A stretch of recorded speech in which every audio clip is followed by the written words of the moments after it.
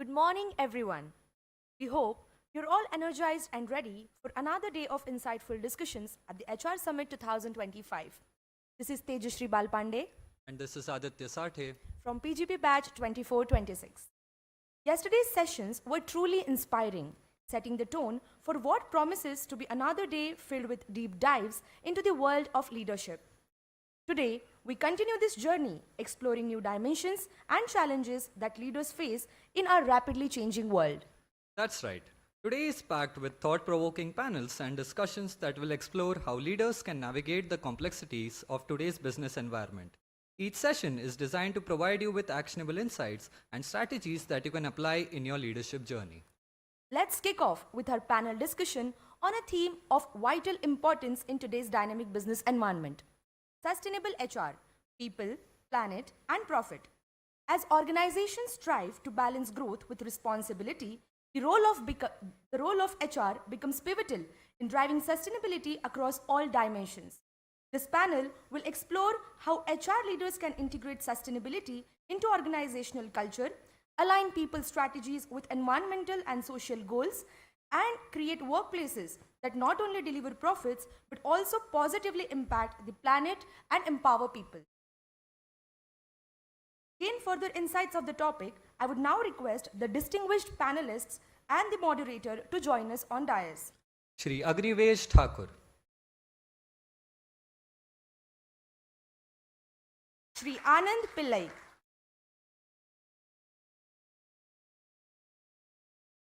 Shri Ankur Jain, Ms. Shweta Jain, Professor Damini Saini,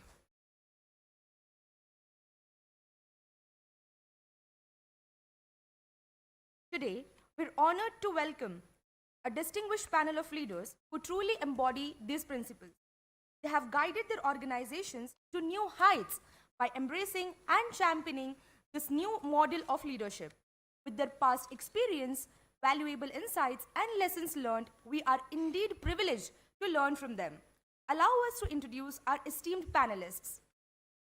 First, we have Shri Agnivesh Thakur, business and technology leader at Accenture, where he leads the HCM practice within the enterprise platform business, driving digital HR transformation, client strategy, and growth. With over 20 years of rich experience across consulting and industry, he has held leadership roles at Deloitte, Dr. Reddy's Laboratories, and Infosys. Honored among India's top 50 HR leaders by HRST and top 25 transformation leaders, he is also a distinguished alumnus of Pune University. Passionate about learning and social impact, Sri Agnivesh serves on B School advisory boards and is the outgoing national treasurer of NHRDN and the founder trustee of the Kadam Public Charitable Trust, promoting education and community development. We welcome you, sir.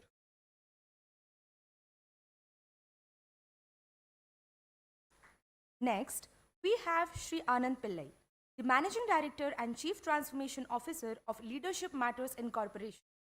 With over 4 decades of distinguished experience, he has held senior roles at Reliance Industries, SEVP, HCL Technologies, Global Head Talent Transformation, and the Tata Group. A renowned expert in leadership development, organizational transformation, and innovation, he has coached C-suite executives globally. Recognized as a thought leader and change agent, Anand has won multiple awards for talent management. He also creatively mentors startups and serves on advisory boards. Known for his engaging in thought provoking sessions, he inspires leaders to drive meaningful transformation and build future ready organizations. We welcome you, sir. Now, we welcome Shri Ankur Jain, the Head of Human Resources at Mosaic Wellness. A seasoned HR professional with over 15 years of experience, his career is marked by impactful roles across multiple industries. He previously served as Senior Director, Rewards and Talent at Delivery and Head Rewards and Talent at Raymond Consumer Care, following key HR functions at JP Morgan Chase & Co. and KPMG India. Known for his strategic foresight, his core expertise spans HR strategy, total rewards, performance management, and talent management. An expert in post-merger integration, organization design, and change management, He exemplifies visionary and impactful HR leadership. We welcome you, sir. Lastly, we have Ms. Shweta Jain, Director Human Resources at ICF, a dynamic professional who brings extensive expertise to shaping the organization's human capital strategies, focusing on talent acquisition, retention, and organizational development. Known for fostering growth-oriented workplace cultures, Ms. Shweta has been instrumental in driving HR transformation and strengthening people practices. Under her leadership, ICF has seen significant advancements in talent management and employee engagement, contributing directly to business success. Committed to aligning HR initiatives with strategic goals, she continues to be a driving force in shaping the future of people practices and organizational growth at ICF. We welcome you, ma'am. Moderating this insightful discussion is our esteemed Professor Damini Saini, an inspiring faculty member in organizational behavior at IIM Raipur. He holds a PhD from the Faculty of Management Studies, FMS, University of Delhi. Her groundbreaking dissertation delves into human development through the integral leadership model, illuminating the profound connection between mind transcendence and transformative growth. This work emphasizes the significance of psychological, emotional, and spiritual well being, offering a holistic approach to leadership and personal development. She has made significant contributions to the field of leadership, business ethics, and positive psychology, with her research being featured in prestigious international journals and influential book chapters. Passionate about enhancing the quality of life, she is dedicated to applying philosophical and psychological principles to foster meaningful transformation in individuals and organizations alike. Her commitment to this mission makes her a leading voice in her field and a catalyst for positive change. Thank you for joining us, ma'am. I would now like to invite Professor Damini Saini to welcome our guests with a bouquet. Shri Agnivesh Thakur.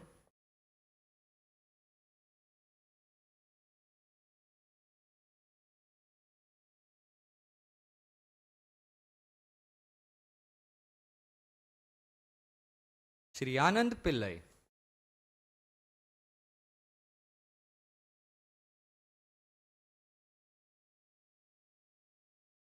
Shri, Shri Ankur Jain.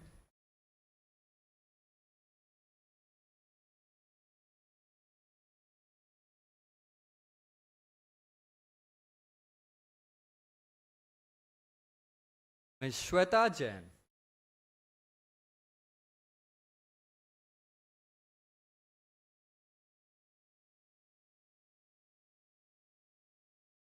I would now like to invite our respected faculty, Professor Mohit Goswami, to welcome our gracious moderator, Professor Damini Saini, with a bouquet.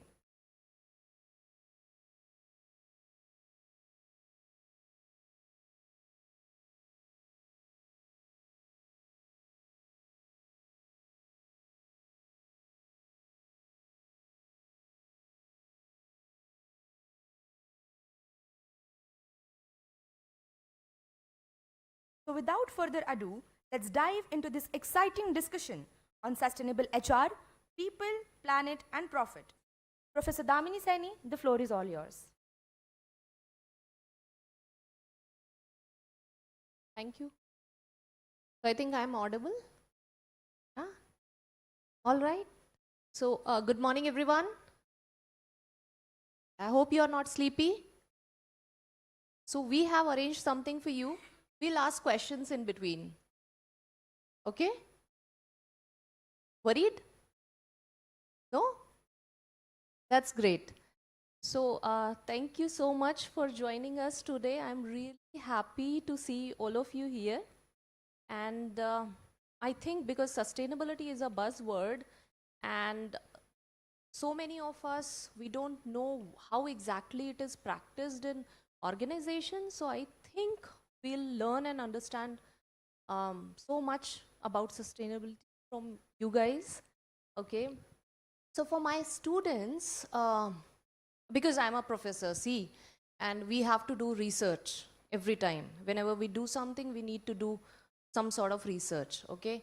So what I did and what I know about, I came to know about sustainability is that initially uh, it was not the case which is today. So what it was, in and around 1970, there was a published research of Professor Milton Friedman, who was an economist, okay? And what he said is that the sole responsibility of the business is to enhance profit, right?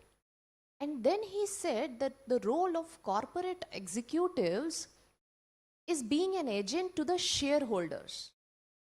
And he said that these corporate executives, they should not spend money on the social causes. You can see how one-sided focus it was. But gradually what happened? The time changed, right?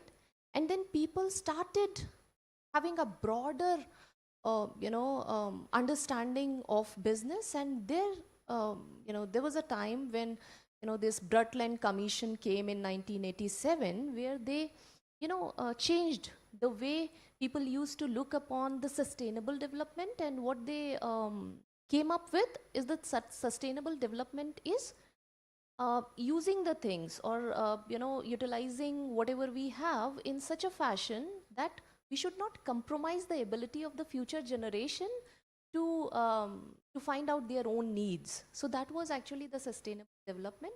And then after Professor John Ecklington, he came up with this planet, profit and people idea, which is a perspective which was associated with how do we look upon businesses.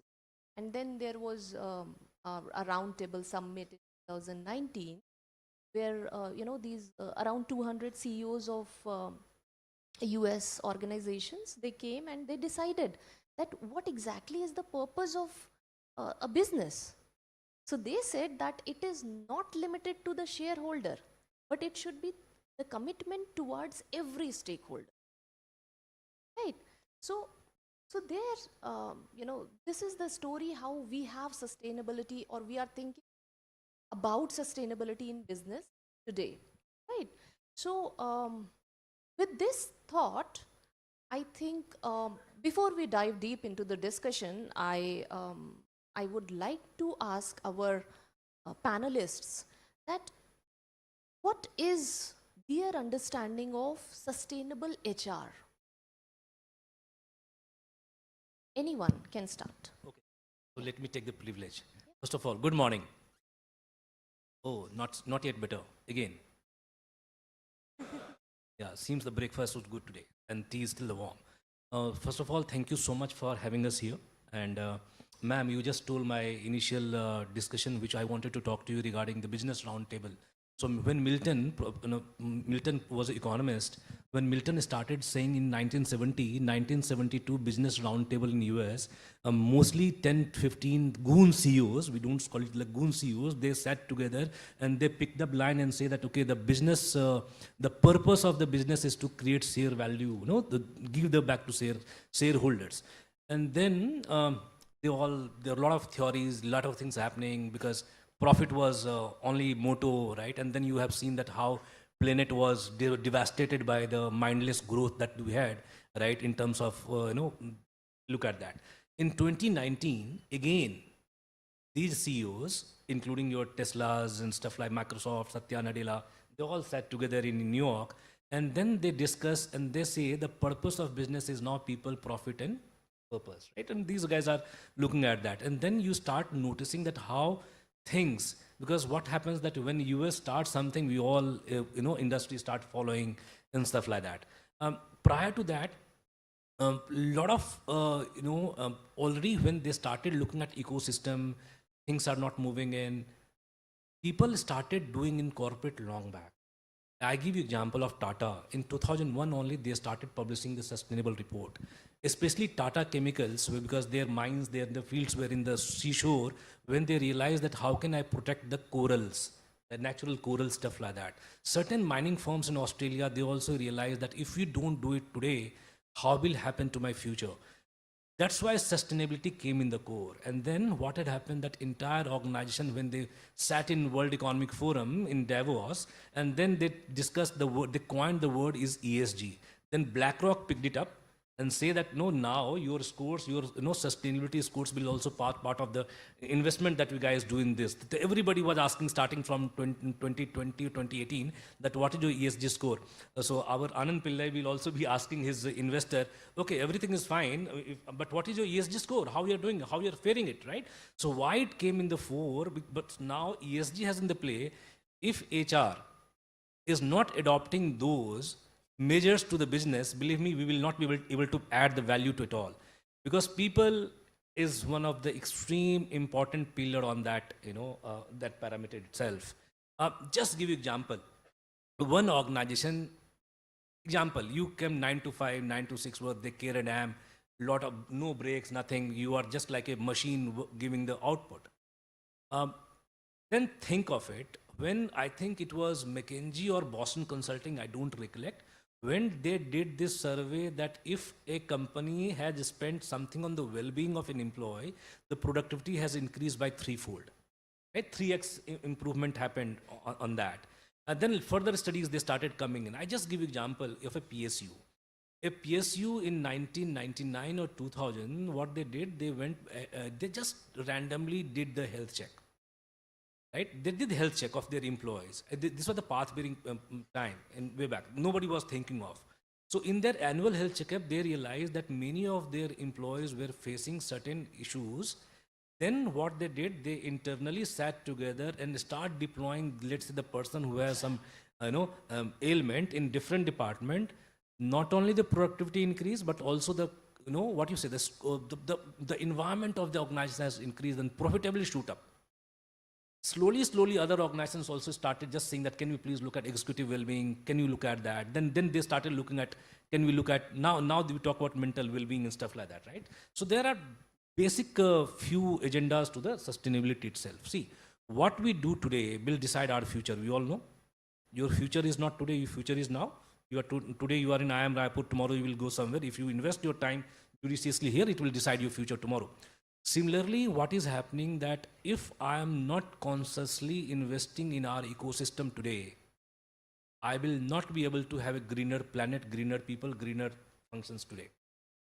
Again, I am talking about the responsibility. Sustainability is not about my business for today. Sustainability is about for surviving my business after 100 years. Am I be able to sustain my business, sustain my longevity? So this is, I need to look at that.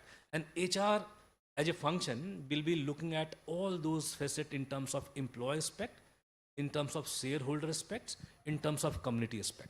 So there are few facets I think I'll passing it on to my fellow colleagues. Look at sustainability is not from the, let's say, shareholder burnout, employee burnout, human resources. Take it as a human responsibility.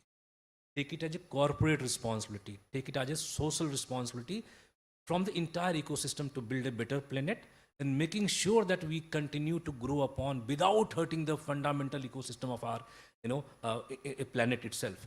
Be it your ethical practices that you do, or be it carbon emission you do, and then a lot of examples that you will look at that. If you talk about, Infosys was the first one who started publishing their sustainability report in IT. ITC, they say that, okay, we produce sin goods, but the way ITC has come up in terms of making net zero and more sustainable things to do that. Even your campus is a lot of sustainable, because all your campus is sustainable green, because you are not going to be cause a lot of, into ecosystem. So entire process, I wanted to tell you that HR as a function becomes custodian in terms of mobilizing those value system in the people, right? Which will help. I was with Infosys when 2005, I tell you, one of my employee has said that, has wrote a mail to me. It was in my team itself. He says that, when people leave, they just control alt enter and they leave the premises, and their computer is still on. Their computer is still on. Imagine that time Infosys was 90 or 100 or 1,000 employee firm. 100,000, even let's say 80,000, 90,000 computers were switched on for entire 8, let's say from 5 p.m. to next 8 p.m., right? Be it on sleep mode, because that time not sleep mode, right? They are just locked. This gentleman say that I have an idea. Can I centrally devise and sell a patch? It will go and check if anybody is working on that laptop at that point of time, right?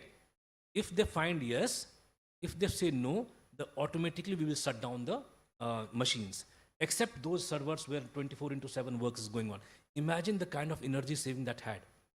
Small, simple idea of a gentleman, small guy coming from a engineering college, gave this idea which really helped her out. And then they realized that why can't we invest in those ideas which will help us in more purposeful, meaningful, and probably more safer environment on that. With having said that, ma'am, I'll pass on to my other colleagues to have their initial thoughts.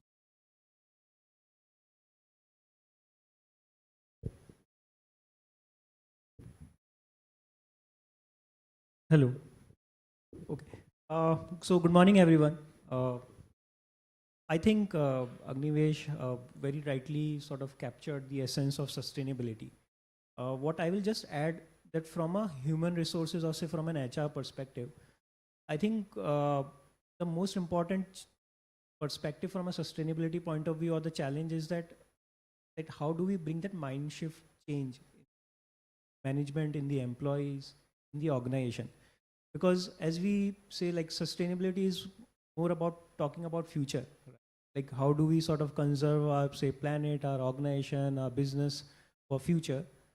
Then the most important part is that okay, then how are we sort of governing our actions, our today's actions, which is all about that okay, are we bringing our mind shift change in the organization where we are not thinking about today, but we are thinking about future.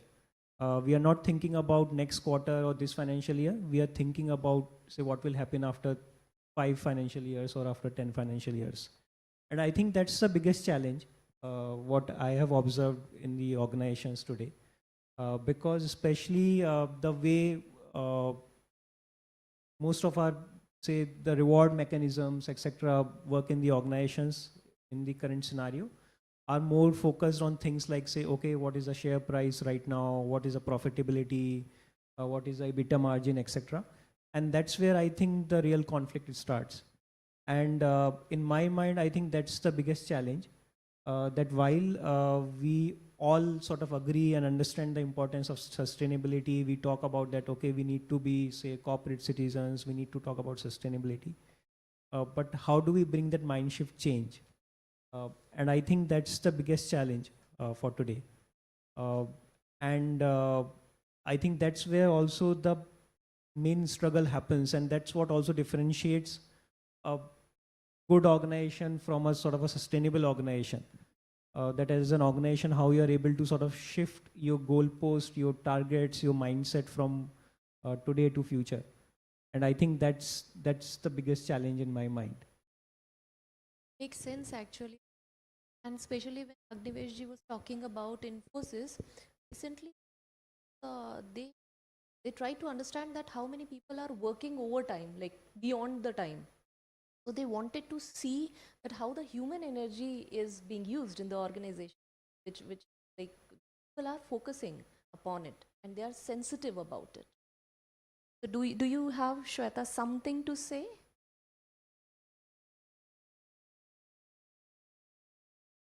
Good morning, everyone. So I think my fellow panelists covered most points they said for what sustainability. I would say sustainability from an HR angle, of course, it's a strategic approach that we need to follow.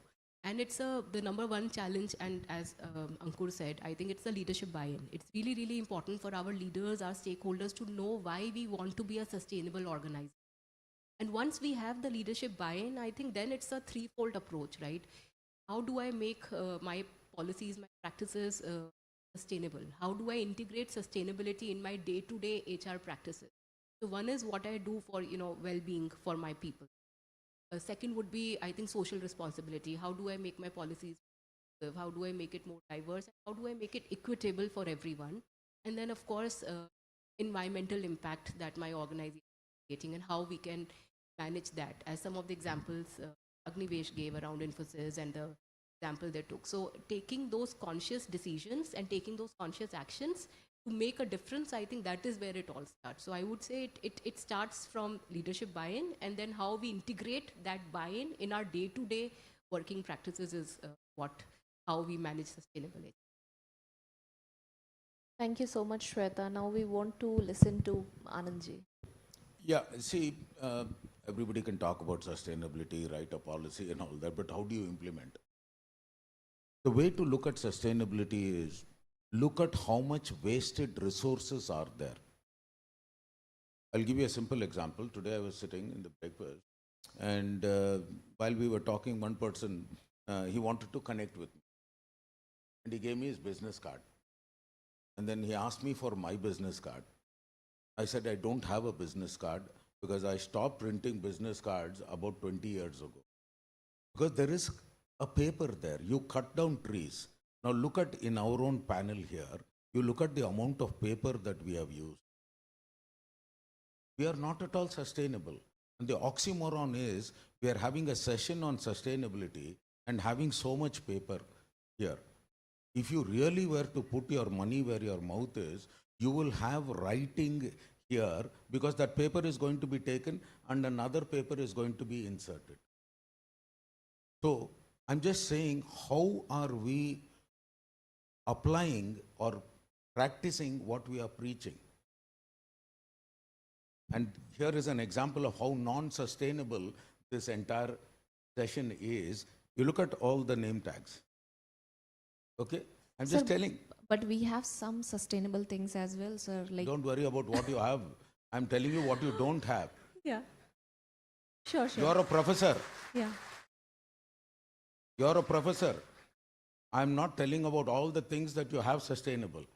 I just pointed out something. See, we'll have to understand some principles. I'll give you 3 principles. First thing is, don't kill an apology with an excuse. Second one is, don't dampen a feedback with a defense, which is what you did just now.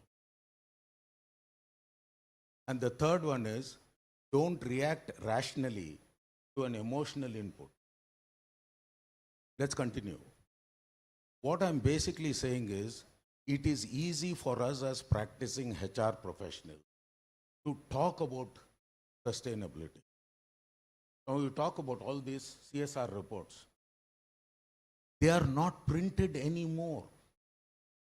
CSR reports are not printed anymore. You go to any restaurant today, even in Raipur, you will not have menu cards.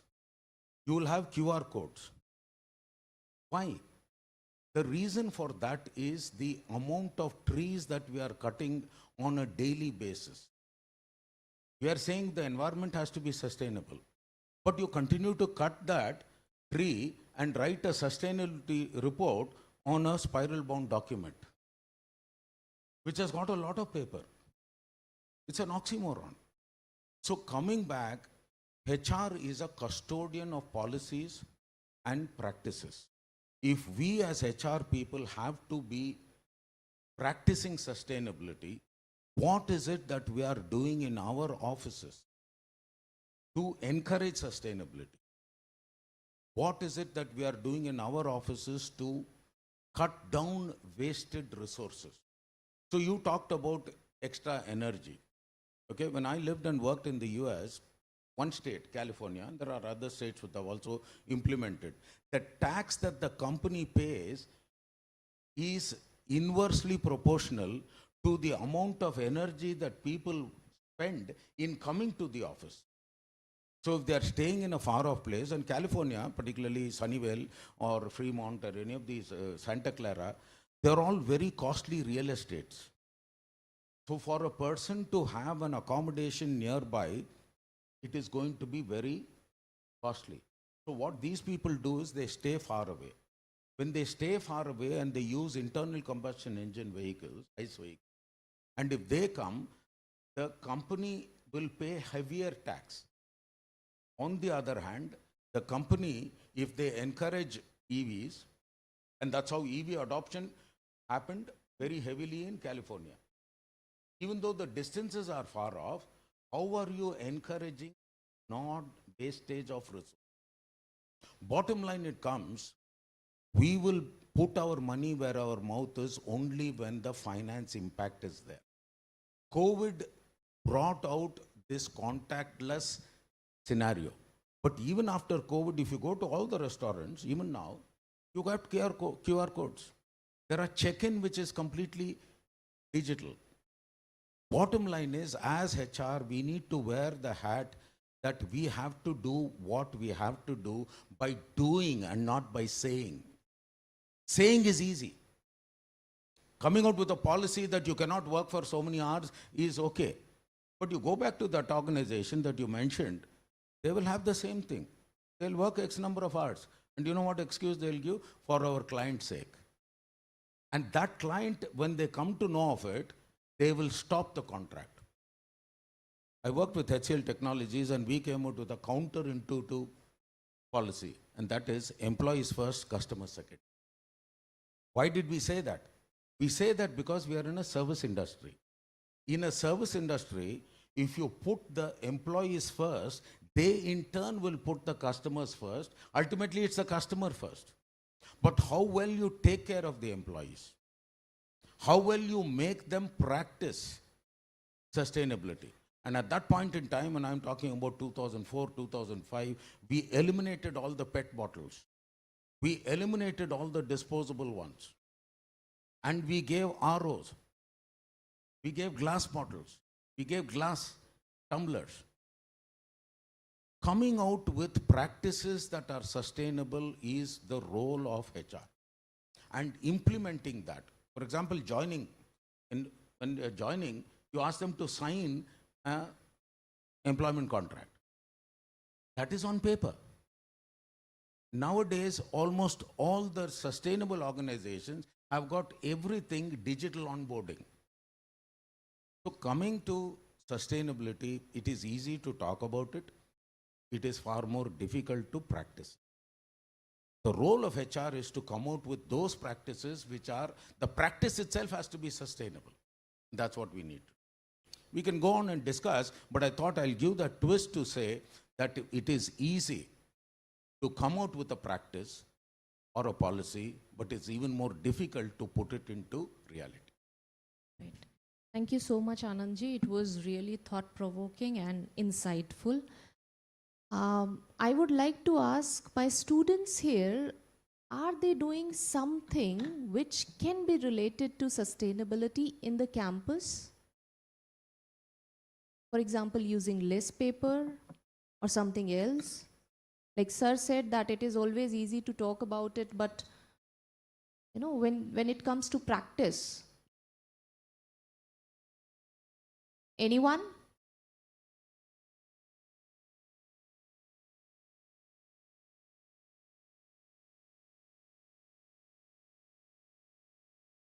Okay, so question to you. How many of you keep your, when you are doing your, when you are on laptop, how many times your laptop is on battery?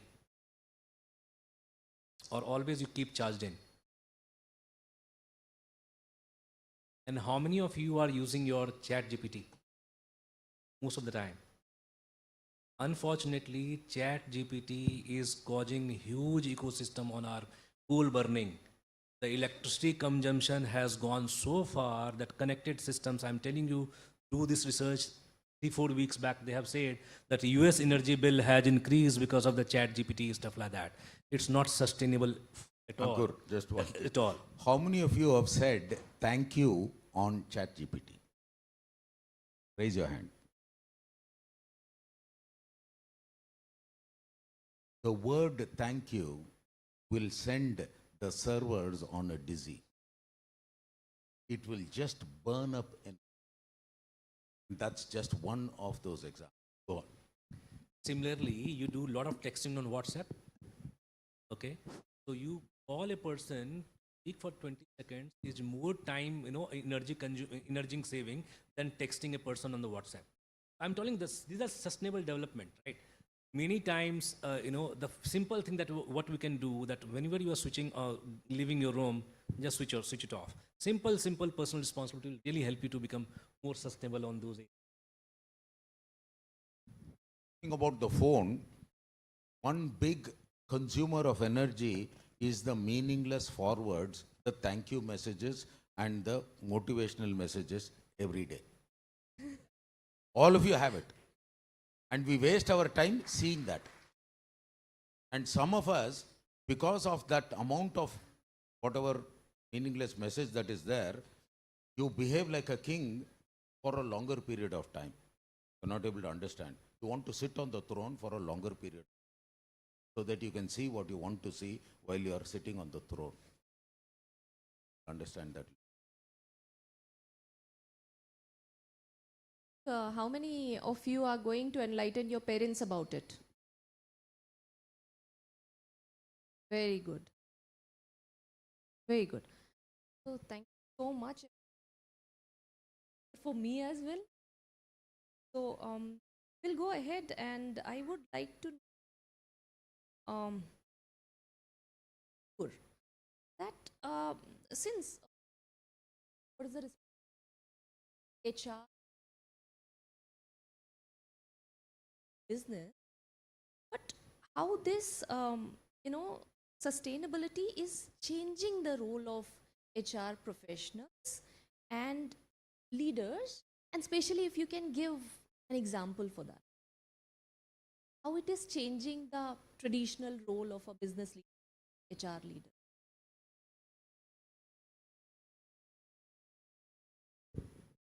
Hello. Yeah. So, see, there are two parts to it, and I think your question had two parts. One is you asked about in terms of like as an HR or as leaders, what do we do to ensure that we are following sustainable practices? And second was that how do we then ensure that okay, those practices are then getting followed or implemented in the organization. So to answer your second question first, I think as HR or as business leaders, I think the most important part is that to make people realize that why it is important. Because nowadays, see, everybody understands. I don't think so there will be anyone who will say that, no, we don't want to be sustainable, we don't want to save the planet, etc. I think everybody understands that logic now. I think we have moved beyond that stage now, where people understand all these things.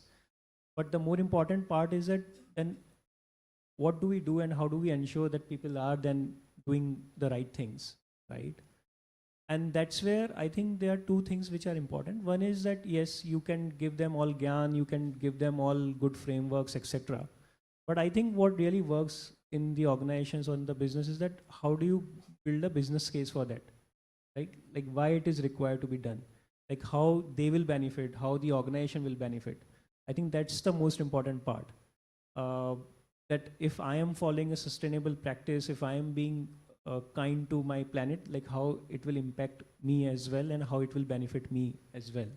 I think those are some of the things which are very important to be done. So I will give you one example. Like in my previous organization, I was working with Delivery, which is a logistics and supply chain organization. So one of the major things for us was that, okay, how do we reduce our carbon footprint? Because we move goods across the country, right? So one, of course, the contributing factor is that how do you reduce, say, the amount of fuel which you are sort of using on a daily basis. So now there are two ways to solve this. One is that, okay, you give all gyan to people that, okay, we need to reduce fuel efficiency, we need to be nice, we need to be greener, etc. Or the other way around, to go about and tell people that, okay, if we save this much of fuel, what is the benefit we are getting in our P&L, right? And if we are able to do that, I think that creates more impact, because then people understand, then they also know like how it will impact them on a day-to-day basis, right? So like in case of Delivery, like for example, what we did and what organization was going through was that then we started bringing more EVs into the network. One of the change which the ops team did there was that, okay, so we used to have these trucks in which you send goods from one city to another. So what the team did was that they increased the length of the container by 1 meter, and using the same truck as a base, just by increasing the size of the container by 1 meter or so, they were able to put much more volume within the same truck. And so by using the same amount of fuel, you are now able to send more volume of goods. So while yes, the ultimate objective is that yes, we are reducing our carbon footprint, etc.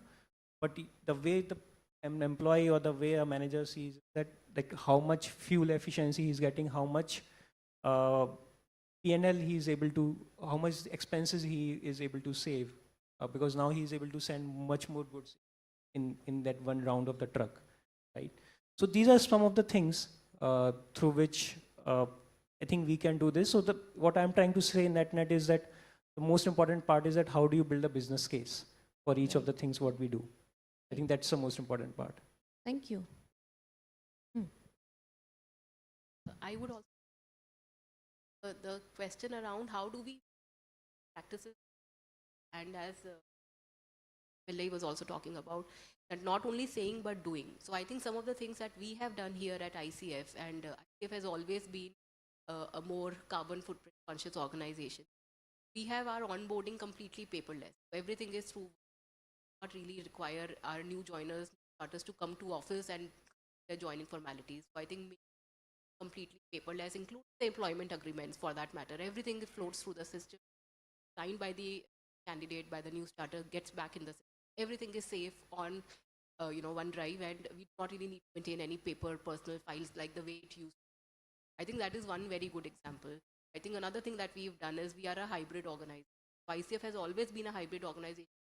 COVID, but post-COVID came like a policy where we had an overarching that people can work twice a week, once a week, depending on what their role is and what the requirement is. Again, that helps in a way that there's a less carbon footprint that we are trying to create. Another important thing, I think, what we've done is around our company, our hiring policies that we have. So we have green hiring. We do not really require candidates to come to work, come to office for 3 or 5 rounds of conversation. There are virtual conversations that are happening. I'm not saying we do not bring the candidates in office for final conversation, but the number of times the candidate gets involved is in-person involvement is very less now. I think some of these things then have a direct impact, and it shows that yes, we are actually serious about sustainability, and we are taking these measures which are tangible, which can actually be at the end. Similarly, offboarding also is completely contactless. People don't really need to come to work to return their assets, etc. So we made sure that offboarding is also through systems, and of course there is a courier pickup for the assets, etc. But more or less we are trying to make some of these tangible measures which. Yes. So I'll add to this. See, carbon footprint net zero is your one part of sustainability in any function. In HR, if you look at how many of you heard about sustainable developmental goals, which just read through it and you will see what are the goals that they are looking for HR, right? In ESG or sustainability, stuff like that. One is like gender pay gap, right? You will see that women's salary is lesser than men's salary. Why this is gap? Second, the kind of reporting that we have in terms of harassment at the workplace, right? Ethical practices, right? So you have got multiple goals. Look at that. Net zero is extremely important, and still look at this is my carbon footprint, but we digitize this. But having said that, even if you digitize, the energy is coming from somewhere, right? Some coal is burning somewhere, right? What we really need to think through as HR as a custodian, that how can I be invested in my employees well? How can I look at giving them same experience where they can be more productive? The world is talking about these days, after the Trump uncle has started mayhem, they say that we have to do minimalism. The minimalism word is like you have to do 2 more with 2 less, right? Example, here also, if you are studying, you might have seen that your course material is too much for the 2 less period of time. So similarly, the same parameter comes in the organization also, that you have to deliver too much with too less resources that we have. How you are going to do optimum utilization? Ma'am asked a lot of good question to you, that how are you doing sustainability at the campus? Similarly, let's say HR custodian or the institution's HR will look at the behavior you are inculcating in your day-to-day life, which will make you more sustainable. Example, how many times you do bathing by shower, or how many times you took a bucket water bath. When you have RO, imagine that if you are able to save 10 liters per day, I mean, those who are saving, just keep the taps on. Even if you are able to 350 people or probably let's say 600 people staying in the campus, if you save 10 liters water a day, it means 6,000 water you have wasted, 6,000 liters of water you have saved. So think the magnanimity. Think the magnanimity that one simple small behavior and mindset changes which you're talking about, sustainability is nothing, mindset changes can impact a huge to our ecosystem itself. So bring those values. So sustainability is not responsible for the employer. It's the core responsibility for our own employee itself. How many times you go to the society and try to help somebody who is underprivileged? This is also part of your sustainable effort that you are doing it. How you are building community, because here you are talking about planet. Let's say if I am a power generating unit, how I am negating the environmental pollution nearby, or how I am creating ecosystem which is going to help in the future, right? So look at those areas which is look at that. And HR become a custodian as policy and processes must enforce. Onboarding, offboarding is just one part.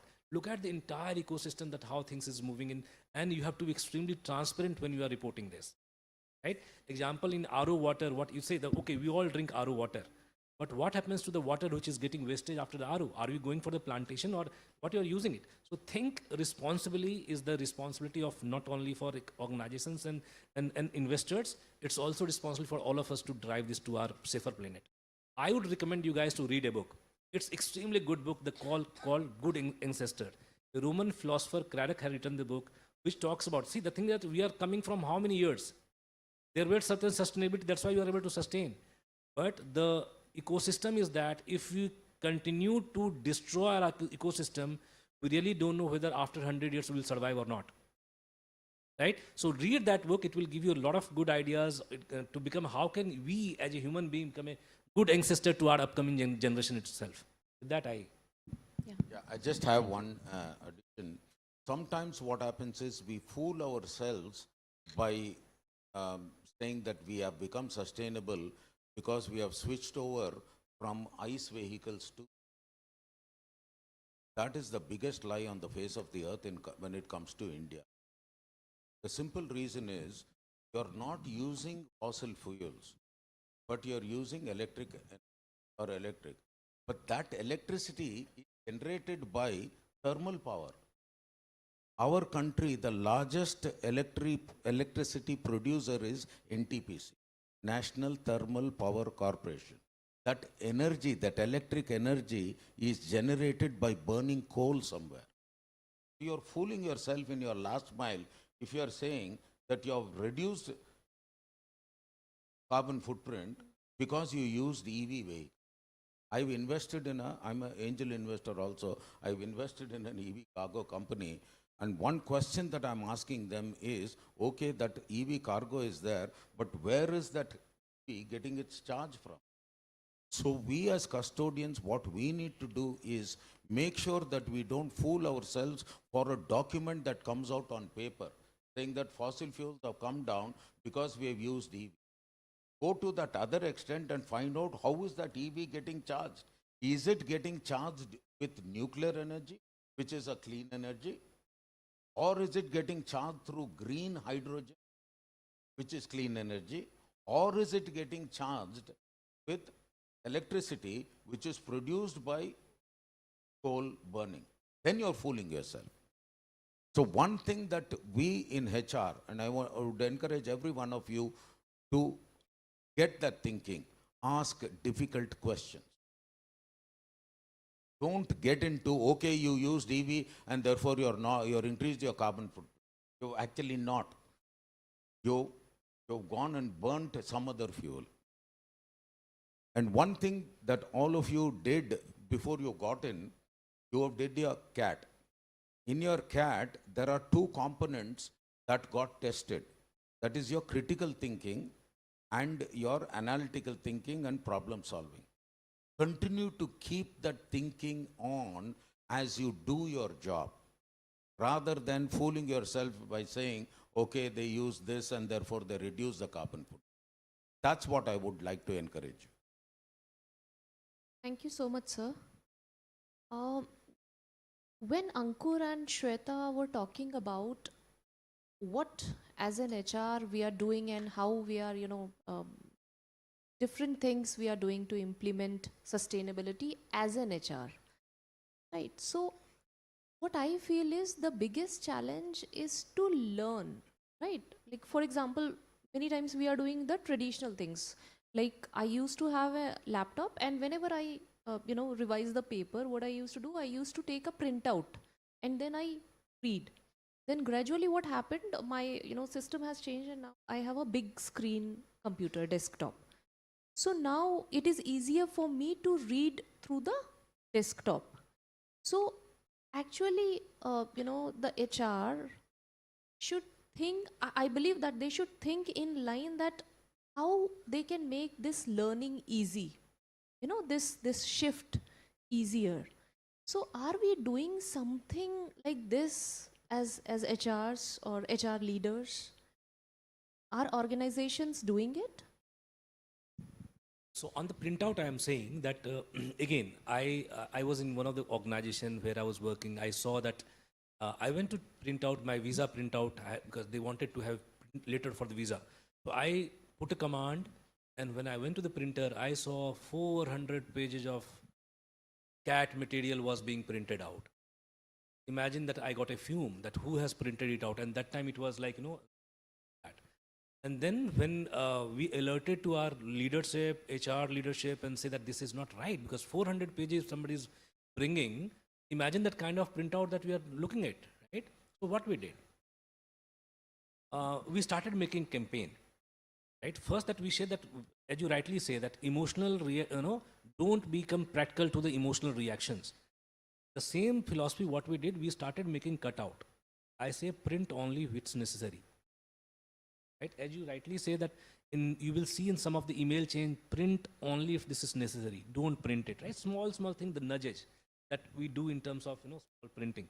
That's why I'm saying the behavior which is inculcated to look at how you are going to create a value to this. Now, our Gen Z and a lot of people, even you, when you go to the organization, you will try to see that I need to get away with two things. First, you will talk about toxic environment. Be it your toxic boss, you will try to do research, banda kaisa hai. Then also try to see that how environment of this, what it means.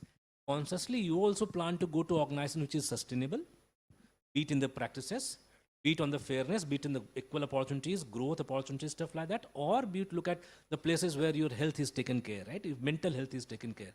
How many of you time you say, "Arey yaar, tum wahan ja rahe," you are going there, but you will be screwed up. Right? It's all no. I don't want to go to that company because the company has literally bad culture. They will squeeze you like anything, right? So imagine the kind of value that you are trying to build in organization, in having sure that the environment created such a way where you are being welcomed, and second, certain behavior. An example, imagine that from time where 5 pages was printing out, then first thing was like do a session, do a what you say, stand out saying that please print necessary, right? So that you do that. And then creating certain software which will allow you to only print more than 5 pages. If you are printing more than 5 pages, then a message goes to your boss saying that, hey, your person has got this page. If necessary, then your boss approves, then only you can print it out, right? Just imagine the kind of restrictions material that we do. So something is like first empower. If empowerment is not happening, then you really need to create some strict structure to ensure that this thing is not spilling. Thank you. So how many people are planting trees or they have planted trees? We have, I have seen multiple plantation things happening around the campus, right? So is it related to sustainability? Plantation drives? Yes? How? How? Very simple question. Yes, please. Anyone? Don't need to think too much for this. See, Anand sir has asked you to ask tough questions, right? And you are not even opening the mouth. Yes. We are now we will now I think couple of sentences, and then mic is to you. You need to ask tough questions. We may answer, we may not answer, but we will try to give the answer. Time for you guys to ask tough No, questions. we to have us. talked a lot. It's time for you all to ask questions.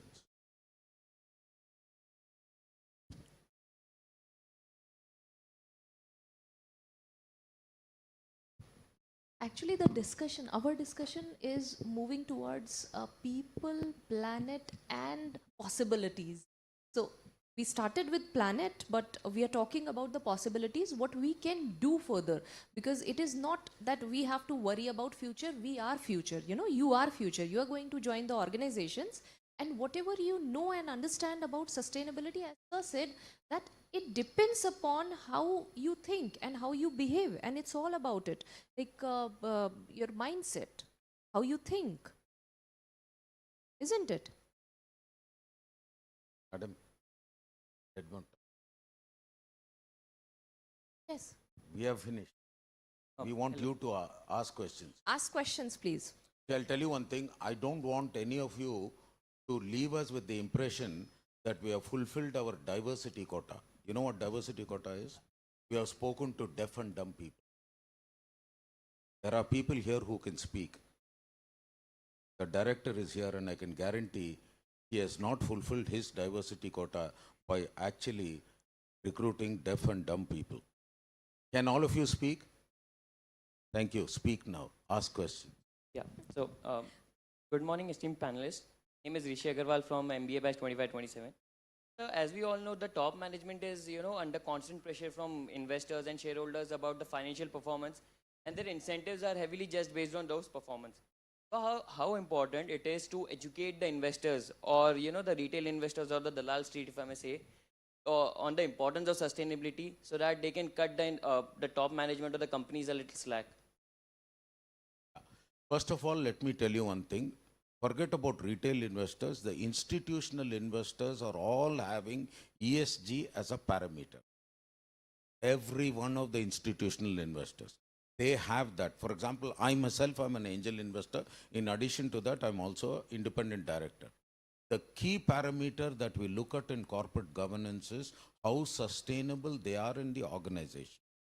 Having said that, it is going to come down to retail investors also.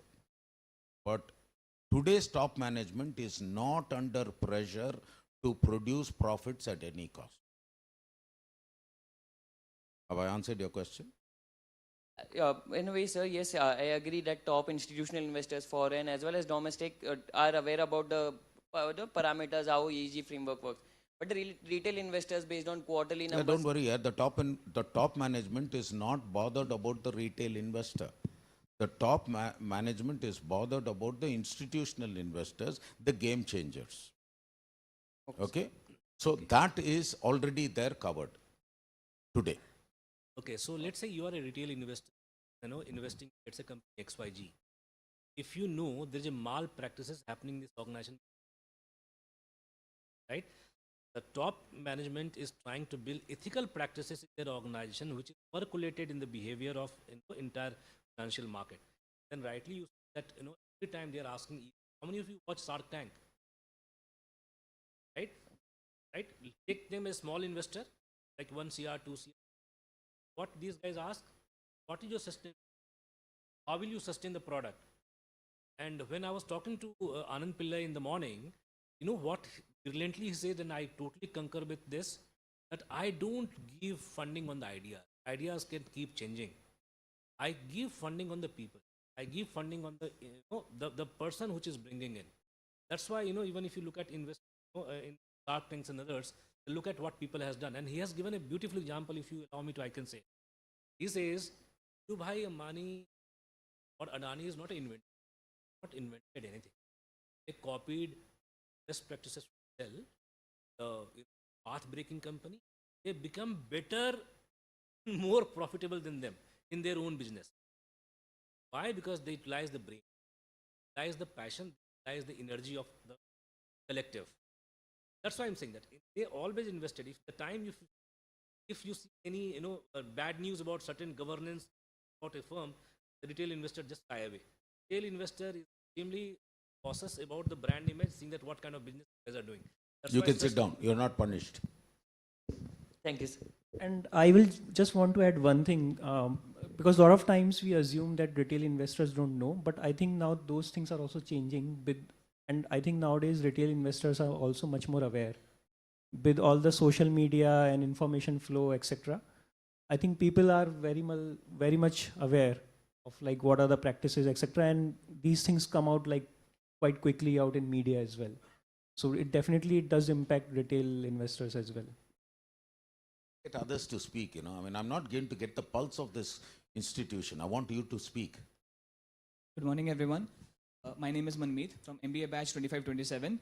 So my question is with respect to HR as a driver of social sustainability. So yesterday I came across a report which says that 10% of Meta's revenue comes from the fraudulent advertisements, which is roughly $16 billion. And on an average, all the users across the globe, they encounters 15 billion fake ads daily.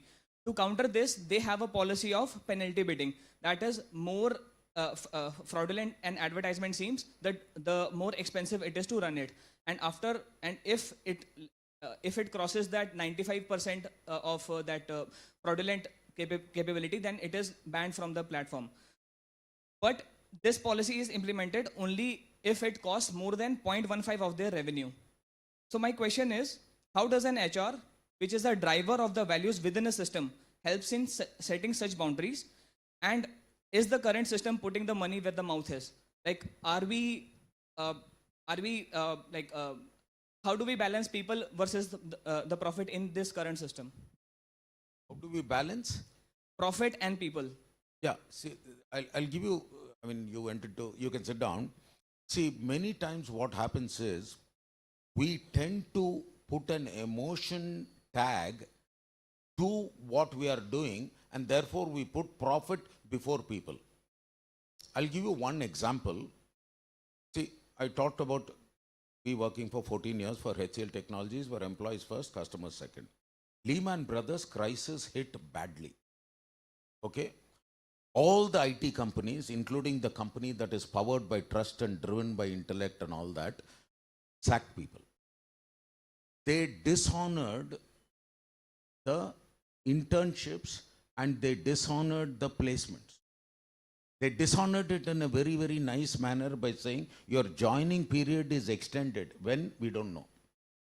Now at that point in time, Vineet Nair, the CEO, and me, we went to the stock market and we said no HCLite left behind. We asked a question, how do you put people before profits? Okay. Now, is this a good thing to say to the stock market? Nobody will be sacked. Is that a good thing to be told to the stock market? Yes or no? No. Why? And that day what happened? The circuit breaker. You know, how many of you understand circuit breaker in the stock market? The circuit breaker hit 3 times at the low level. About 12,000 crores was wiped out in the stock market because of this statement from our side. Mr. Nader called us and he said, all your employee first and customer second is fine, but don't do it at the cost of profit, be sensitive. And he said, I'm going to give you 2 business days for you to recover this. Now, one of the things that we can do is when you go to the stock market and say, no employee will be left behind, because in the service industry, 60 to 80% of the cost comes from employees.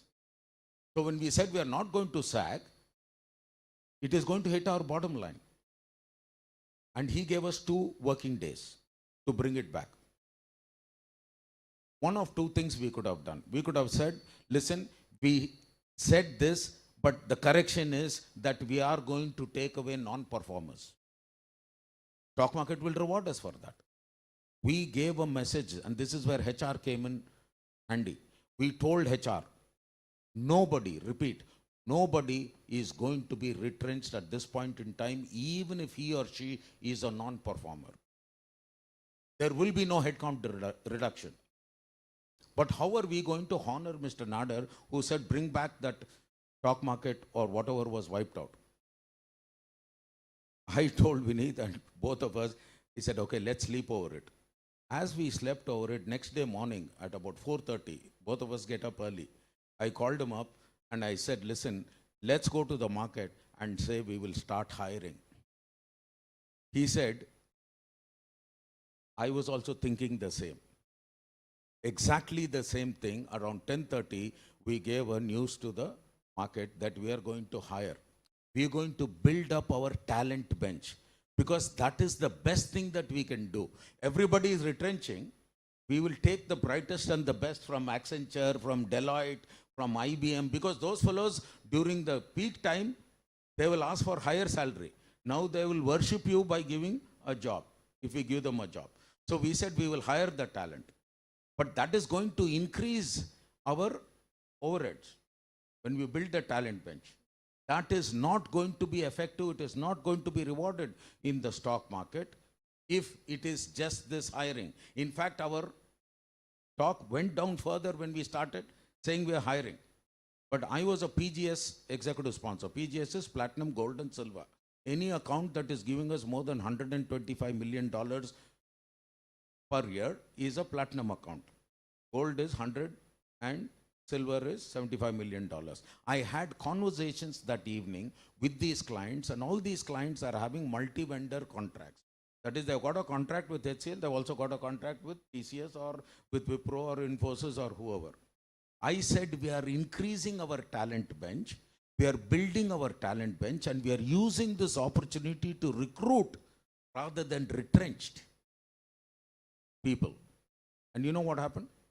Those clients increased the SOW with us. SOW is scope of work. They increased their MSA with us. And I asked them, all of them did not give us in writing. A few of them said, this is what is the increased scope of work that we are giving you because you are recruiting. I took those letters, and the next day morning, I again went back to the investors and I said, listen, we are increasing our order booking. And the stock market went up. Coming back, it is easy to put your statement, employees first, customers second. What did we do? When everybody was retrenching, we recruited. And that also reflected in profits. So my message is simple.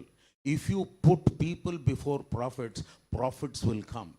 If you put profits before people, neither will come. Take Byju's or any other company, and that is the message.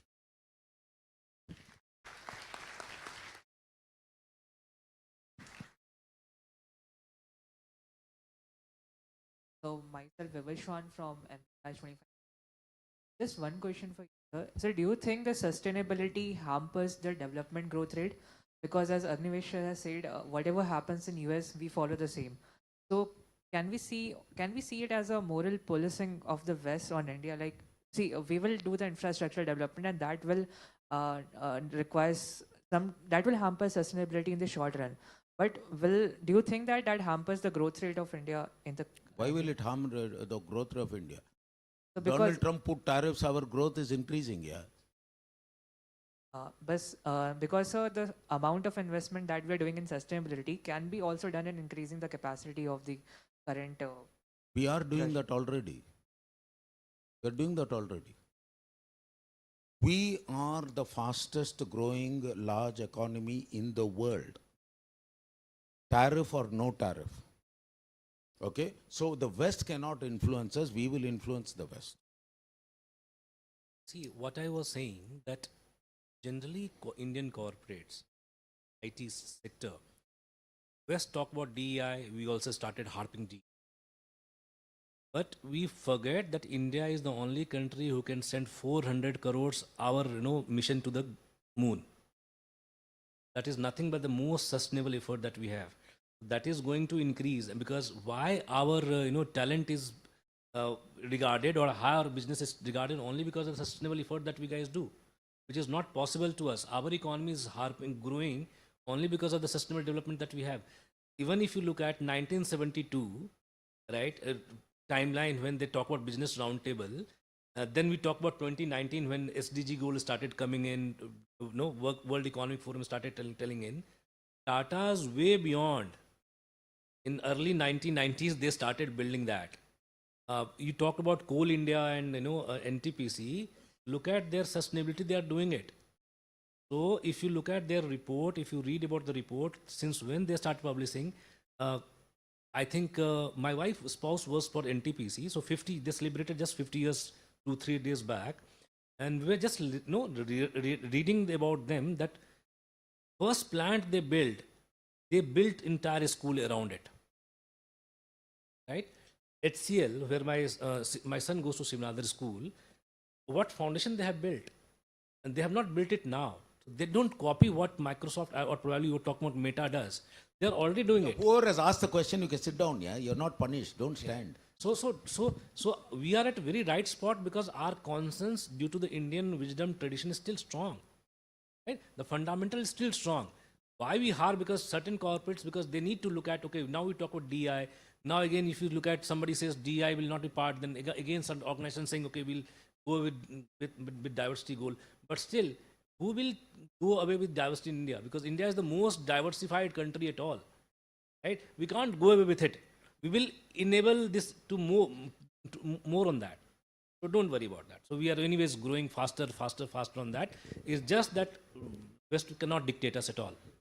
Yeah, I would also like to add, one doesn't come at the cost of another. So growth doesn't come at the cost of sustainability. Sustainability doesn't come at the cost of growth. India, if you look at our ancestors, our civilization, we have always been a sustainable, civilization. If you look at the Indus Valley, if you look at the history, we have always been a sustainable, economy. It's just that it's a fad word that came, and as Agnivesh was talking about how it came up, again, everybody started talking about it. But one doesn't come at the cost of another, and sustainability is a given. We cannot say that we compromise on sustainability because we want to look at other parameters, because we are here, sustainability has a long-term vision. It is not something that you can see now. I think one of our panelists here talked about how the business want to be continuing working for another 100 years. We are not looking at just, being able to sustain for another 10 years, 20 years, 30 years. But how is a business relevant another 100 years down the line? So for that, sustainability it's a deal, like it's a must. It is not something that we can consider as a factor and compromise at other, with other considerations. Other people questions. Very good morning to the panel. Anand sir, I very much agree and appreciate the point which you made that sustainability is not just about talking, but it's more about actions. But there's another question that also when you try to put in these actions and try to do something sustainable, often more than not, you end up doing something which is unsustainable. For example, the EV example which you rightly pointed out, and more so that to avoid ICEs, if we are going to EV, we need to also consider the fact that EVs use certain components like lithium, cobalt, nickel, for which mining needs to be done, and those mining, there's a lot of people and planet being taken a toll. And even if, for example, plastic we're replacing with paper bags, but again, that takes to 3 to 4 times of more water to build those. So in such cases, what do you think, or how do we balance, and in bringing the sustainability efforts into action, how can I ensure I'm not being unsustainable? Yeah, see, there are two things that we'll have to understand. First thing is, you need to switch to an alternate one which is more sustainable. So coming back to your specific example of ICE vehicles versus EV, EV, in my opinion, is a stopgap. The ultimate one will be, let us say, green energy like hydrogen or something like that. So this is a biomedia. That's the first thing. The second thing that you'll also ought to look at it is whether that energy is going to be needed at all, or whether that means of transport is going to be used at all. Because of the surplus manpower in our country, driverless cars or drone delivery is not going to happen in the near future. Okay? And ask my friend in delivery, do you think they would have considered drone delivery? Definitely not. And as long as Nitin Gadkari is there, he will not allow it, largely because of the population. If you say that this is going to reduce number of drivers, that is not going to happen. So what they will do is, they will come out with meaningful ways of having a sustainability initiative that is going to be sustainable within the ecosystem. And that ecosystem is what we'll have to take care of. One good thing that is happening now is, the earlier scenario was there was increased urbanization. A large number of farmers were giving up their jobs and coming into the cities. Now there is a focus back into the rural area, and there is a lot of modernization that is happening, and therefore there's a lot of sustainable initiatives that are coming up. I don't know if you have seen Vantage. I think this was about 4 weeks ago or 2 weeks ago. We are increasing our forest area. We have moved up by about 10 or 15 positions in our increase of forest area. So we are going to get there. But we need to keep on talking about it and keep on putting that moral compass on ourselves. I think we have just about, that's the time. So I just want to give one thing behind as we come to a close. It's easy to talk about it. So when somebody comes and says, I want to do sustainability, I'll say KKDS.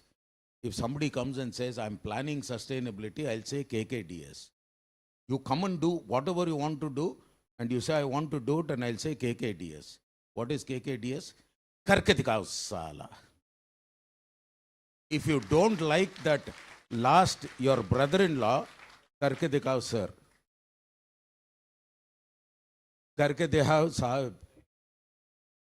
Or for my Punjabi friends, I'll say, karke dikhao sonu puttar. Lekin karke dikhao. So when I next come, or when he has next come, Madam, I want to see your other sustainable initiatives in the front. Sure, sir. Thank you so much.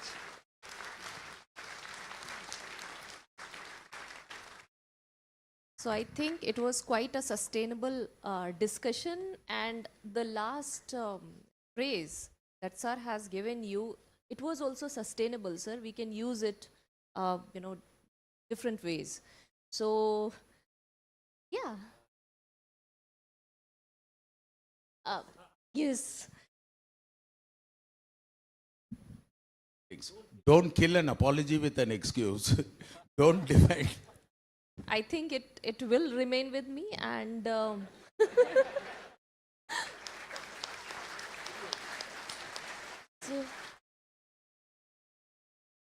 I loved the discussion because it was not only insightful, it was giving a lot of questions to us. Okay, it was not only the answers. Panelists, they were giving you the answers, as well as they were provoking you with the possibilities, what you can do, right?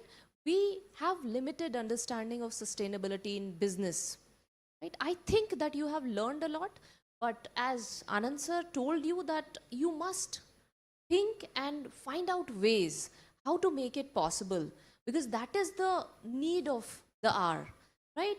With this, I think I'll stop this discussion, and thank you so much for being active throughout. Thank you.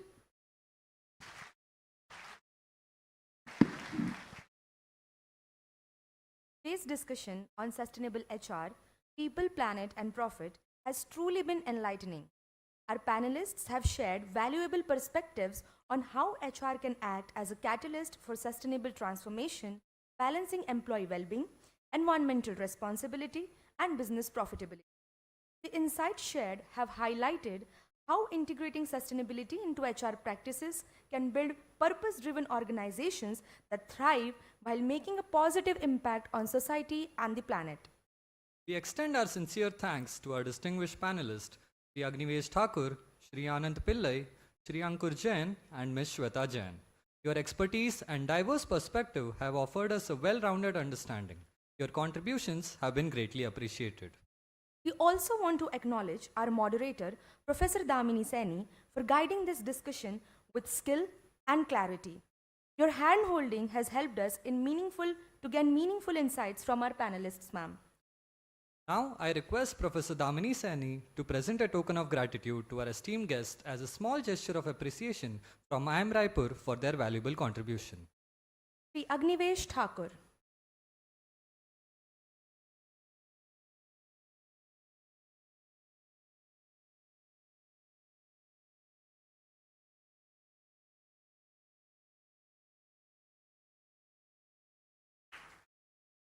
Shri Anand Pillai.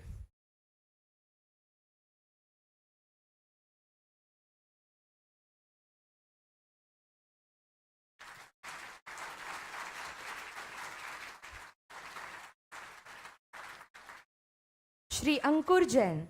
Before that, next time I don't want this. I want a certificate saying that you have planted a tree on my behalf. Yes. A digital certificate that you're, because I've got hundreds of these. I've got Sanjeev sir in front of me. He knows how many conferences and seminars I've attended. I don't know what to do with this, but nevertheless, thank you.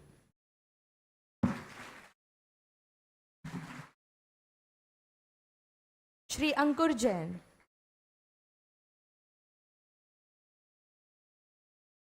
Ms. Shweta Jain.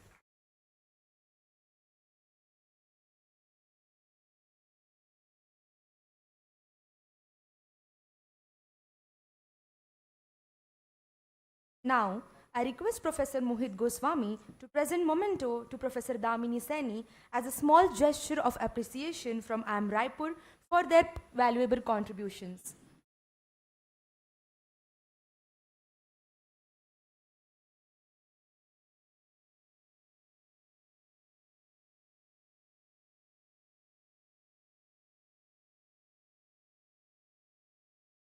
Thank you, Mohit sir. We request all the panelists and the moderator to gather up for a photograph on the stage.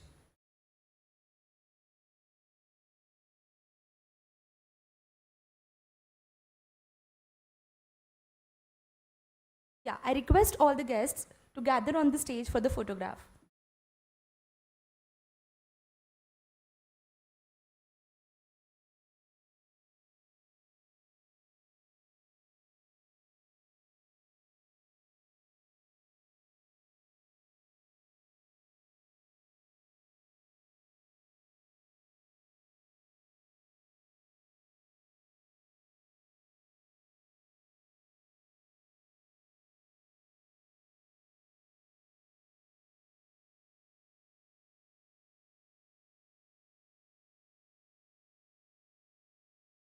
We will now take a short break.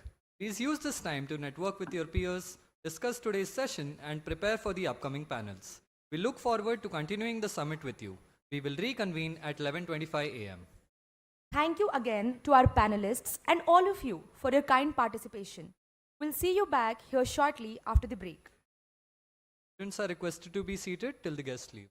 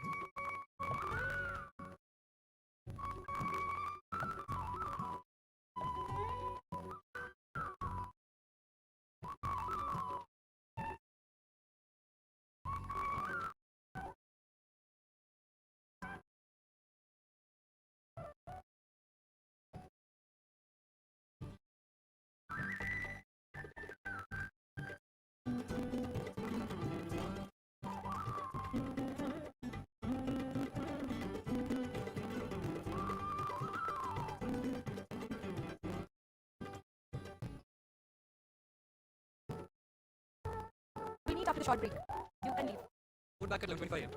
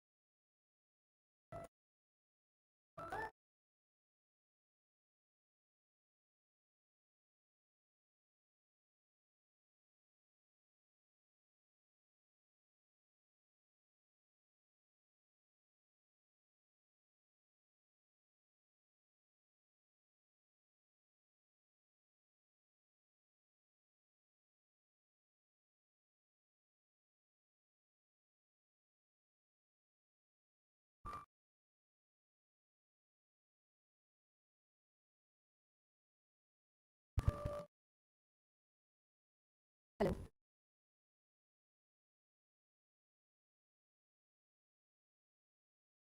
Welcome back to HR Summit 2025.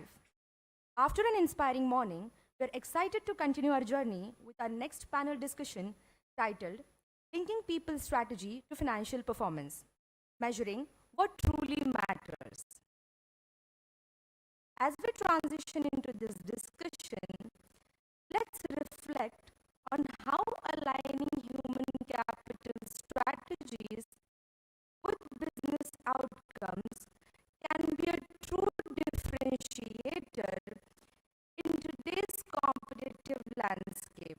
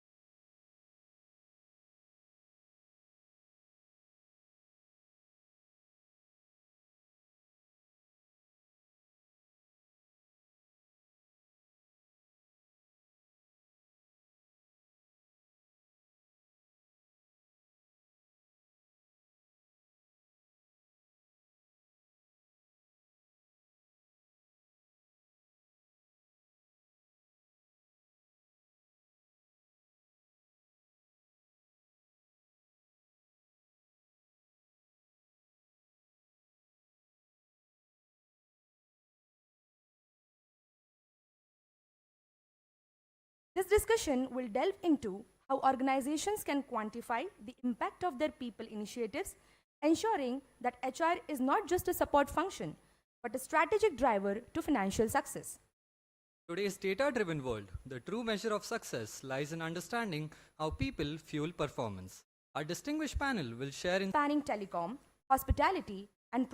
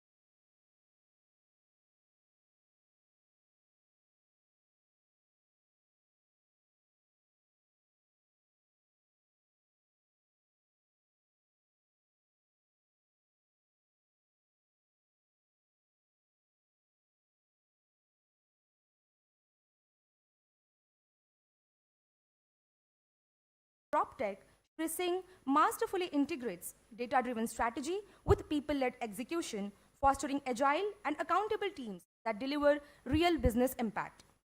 His leadership philosophy centers on aligning people, processes, and performance to achieve scalable and sustainable growth. Renowned for his people-first approach and focus on innovation and accountability, Shri Singh continues to inspire organizations to achieve excellence through purposeful, performance-driven culture and strategic alignment. We are truly honored to have you, sir. Now we have Shri Surakshit Khullar, Vice President Human Resources at PayU India, one of nation's fastest growing digital payment companies. An alumnus of Delhi College of Engineering and XLRI Jamshedpur, he brings over 17 years of rich experience blending analytical excellence with people-focused leadership. His career includes impactful roles at Unilever, Nestle, Dabur, and PayU, where he has led initiatives in HR business partnering, talent management, and organizational design. Recognized among India's 40 under 40 HR leaders, Shri Khullar has successfully driven post-merger integration, incentive redesign, and capability building programs. A strong advocate of continuous learning, he actively engages in CHRO forums and mentors emerging leaders shaping India's evolving people landscape. We are honored to have you, sir. Guiding this session is Professor Rajesh Pathak, Associate Professor in the area of Accounting and Finance at Indian Institute of Management, Raipur. He holds a doctorate from IFHE Hyderabad and has been a visiting scholar at Bangor University, North Wales, UK. His current research interests include market microstructure, functions of derivatives, earnings management, other financial reporting practices, and contemporary corporate financial challenges. His teaching portfolio consists of courses such as Accounting for Managers, Financial Reporting and Analysis, Financial Derivatives and Risk Management, Corporate Finance, etc. With his deep academic expertise and passion for advancing financial knowledge, Dr. Pathak continues to inspire students and scholars alike through his research-driven and practice-oriented approach to finance education. Thank you, sir, for joining us today. I would now like to request Professor Rajesh Pathak to welcome our guests with a bouquet. Ms. Anju Shah.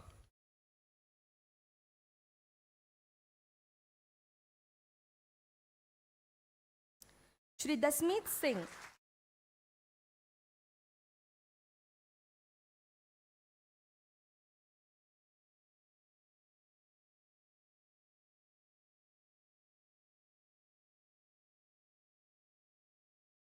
Shri Surakshit Khullar.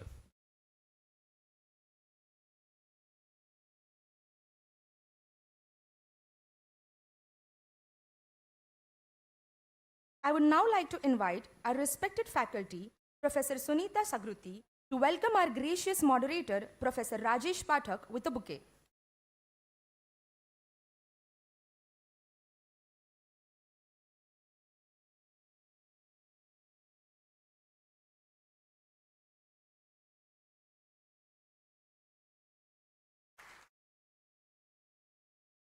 Thank you, Sunita ma'am.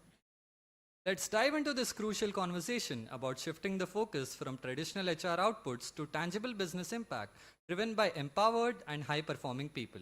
Professor Rajesh Pathak, over to you. Thank you. A very good morning.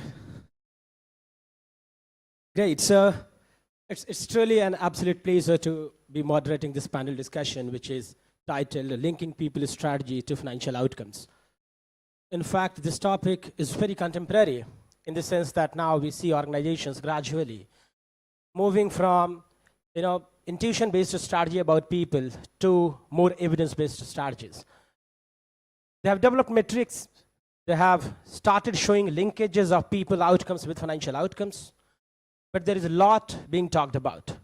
And therefore, I cannot think that there would have been a better time than this to talk about this topic. Today, I'm joined by a very august panel, and I'm pretty sure their perspectives would help you, to develop better understandings. It will enrich your understandings greatly on the topic. What we'll do is I'll, of course, talk to the panel on a range of concerns around the topic. And towards the end, we'll come back to you for Q&A. However, if pertinent, we feel like we might come to you in between to seek your opinion and probably know what is your understanding on some of the matters. So stay awake, and I hope you get benefited from the discussion. I truly welcome the August panel here, and maybe I'll take the opportunity to start with Anju ma'am, if that's okay. Now, as the topic suggests, historically, we have been seeing organizations referring to their people as the key critical resource. In fact, there has been occasions where several top executives have come to forums and they have said people are our asset. However, it is also true that they have struggled to measure their value. This is one of the reasons possibly why I teach accounting and I teach my people, that this is why probably they fail to show human resources as asset on their balance sheet. That's one of the reasons possibly. However, what we find on the other side, there are also people who have started terming HR functions injustifiably as cost centers. When I see this, contradictory into the practice, I know that coming along organizations have developed matrices. They have started showing linkages.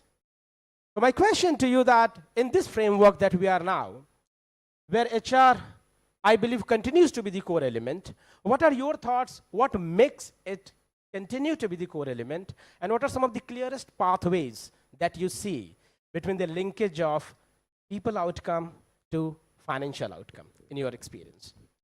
Thank you. Hi everyone, good morning, and pleasure to be here. Thank you, interesting topic actually. So I'm from the operations and very closely working with HR. HR has always been and considered, initially, not now, of course things have changed as you mentioned, a support function, more of doing some administrative work, but things have changed. And now HR is very collaboratively working with operations, working towards strengthening the financial performance of an organization. So if I consider, I'll talk more of the practical experiences that I have. So I am from an organization where HR, the CFO, the head of HR, and the head of operations, we sit together to outline strategies for an organization. And there are multiple metrics that we are working on. So it's not just my responsibility today from being an operations head to see whether people are effectively utilized, whether the hiring is appropriate, are we hiring the right talent, how are they influencing the financial performance. But HR is equally involved in those entire discussions that happen today. We work out strategies. We plan how do we ensure that we have the right people joining us. We ensure how are we retaining them. We ensure how collectively we are working out engagement activities. How do we look at DEI? How do we bring in efficiencies? So today my HR also discusses with me how are we driving efficiencies. They study the data with me. Their analytics data is today helping me decide what should be my future plan on resourcing. So today, HR has become a very critical aspect. It's always been, of course, but then it's majorly been a function which was, hiring people for you and seeing that they are engaged, but today they are contributing in the actual financial performance of an organization. So I have seen a lot of change. I have worked with different HRs and I see a tremendous change in the approach. They are part of those strategic decisions that today we make. So a lot of, the performance management, which is managed by HR, we linking that completely to the financial growth of an organization. Right? We have metrics, we have KRAs, which are directly linking it to the financial growth of the organization. How do we upskill our teams? How do we build succession planning? So these are some of the core strategies into which HR is very, very closely collaborating with us. So a huge shift from where it was to where it is now. And I see that huge shift because I'm party to that entire discussion when it comes to strategic planning. Great. Thank you very much. Dashmeet sir, would you like to add something to this thought? Right. Morning, everybody. See, the way HR has been perceived in past has been more of a compliance-based, a governance-based function, and that is the reason it was being attributed as a cost function. But over last few years with the new technology working, one thing which everybody needs to understand, that successful companies which are operating are not those which have the highest cash reserves. They are not even those who have the best of the technologies with them. They are still those who are keeping people in all their financial decisions as the top priority. That is where the real juice is, right? So while we can say that HR has been traditionally an old way of working, helping to recruit people, but now things have changed and it has changed rapidly, right? With the purpose-driven growth which HR is currently working on, we have lot of other significant factors which HR is contributing. And in my last 18, 19 years of experience, what I have seen is that in case we can put something which can be measured, right, it becomes into the mainstream. And now there are a lot of such HR matrices which can be measured directly with the financial growth, financial stability of an organization. And that is where HR is adding a lot of more value. There can be terms, there can be matrices like what is the profitability per employee, right? What has been the attrition rate? So we have gone into that era wherein even the attrition rates can be discussed as a cash flow because it is directly linked, right? There are various studies across. If you go through a Gallup study, it will tell that if you need to rehire a person into even a middle level management, it would be at least 2 times the cost of a CTC, right? 1.5 to 2 times of a CTC. So that is where I guess HR is now leading the entire financial change, and it would continue leading the same. Thank you very much. So Rakshit sir, any thoughts of yours on this? Am I audible? Back? Perfect. Thank you everyone for having us here. It's a beautiful campus to be here, so really happy to be here. And let me start by first saying that the thoughts that I'm hearing from my co-panelists is music to my business leaders, operations leaders talking in the terms of how HR adds value. Let me just burst a few myths around HR. those of you who are going to take this up as a profession, right now it's a course of study for you. HR used to be an administrative function. And what's wrong with that? Nothing wrong with that. Even today, if HR is entrusted with administrative actions, there's nothing wrong with that. Because organization and administration is critical for things to flow in the right direction. Nothing wrong with HR having responsibilities of administering or organizing workflows, people, structures. The only question is, do you stop there or do you take it to value creation? Even administration function which takes care of cafeteria, which takes care of security, which takes care of all of the infrastructure can add value. It can make or break whether you want to come to office, whether the employees want to come to office the next day or not. That's a huge impact on what the business can generate. So nothing wrong with HR having administrative responsibilities. Let me start there. Second, HR is a soft topic. It's all about people. I'm sure you've heard of this. Yes, it is. But that is measurable. People used to say that impact of HR or the decision making cannot be measured. That's not true. Now we have enough data, we have enough visibility on the entire business value chain. Therefore, the impact of HR can be measured. It's no longer about feelings and emotions, which people used to link it to. Third is, it's all about, and it used to be said that who wants to get into HR? And oftentimes I've heard this in interviews, I like interacting with people. Sure, everybody has to interact with each other in business. I don't know of a role in any business anywhere you just sit in a corner on a desk with a laptop and don't interact with anybody. So you must know how to interact with people. You can like it or don't, but you have to do it as part of your job. So HR is not about interacting with people. It's about those interactions linking to what business requires. So that linkage is important, and it's not a skill set, it's not a qualification that you need to like people and interact with people before you get into it. Now that being said, I think there are a few changes in the past few years, past couple of decades that have happened, which have made, or like my co-panelist said, brought HR into the mainstream discussions. Businesses and business leaders have started to wake up to the idea that when they say people as asset, it is actually there on the balance sheet. Demotivated workforce, bad workforce planning, lack of capability has a direct impact on the business outcomes, and you can measure it. Over a period of time, it will start to tell. You will have missed business opportunities. If your people are not capable enough to open doors to the first level of pitching to a merchant or a business or a client, then you're not going to get that business. It will start reflecting in lost business opportunity. If you're competing with, obviously, competition in the market, if you don't have people who can go and strongly position your organization, you're not going to get the direct business results that are coming from. So it will start reflecting in your P&L. It will start reflecting in costs spiraling up, your innovation getting stifled. You will keep going to the market with same set of products, which lose relevance over a period of time. You will start having supply chain issues, will not have the right kind of flow in the entire value stream of the. So we are long past that stage where the HR impact was only for a small set or a small part of the business value stream. It is now felt all across.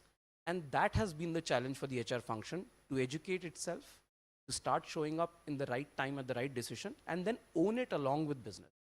The last thing I would say is that, when I was talking to my co-panelists a little while back, that if you think of business as the pilot, the business leaders are flying that plane, flying that aircraft, they are the pilots. Finance and HR are the two co-pilots. They sit a step behind, and they are the ones who is seeing things which the pilot is not seeing. Pilot is focused on those set of parameters, what's in front of them to fly that aircraft safely. But it's the co-pilots who are seeing those warning signs, they are reading the manual, they are looking at other parameters which are out of the sight of the business leader. So their vision has to be a much broader vision. And that's what I think is the next challenge for HR and even for finance, to be the co-pilots too. Great, thank you very much. So it's like perspectives being changed, and it's like great insights about how HR. So what if I gaze what these three panelists have said so far, what they're saying is, it's not about is there an outcome. It is about, can you clearly see it? Can you clearly communicate it? And that's where probably the problem is. It's not about referring them as cost center, it's about seeing them as value creators. And that's where the difference would start coming up. Huh? Great, thank you very much. I'll come to, Dashmeet sir now. So you were mentioning about various metrics that has been, created in order to kind of associate the HR outcome with financial outcome. And I'm sure you have mentioned some of them, such as attrition rate and others. In your understanding, in your organization possibly, or in your experience that you have seen across organizations, what are some of the metrics that you see that very closely and having very high correlations with financial outcomes, and in what way, if you can help our students and audience to understand a little bit? Sure.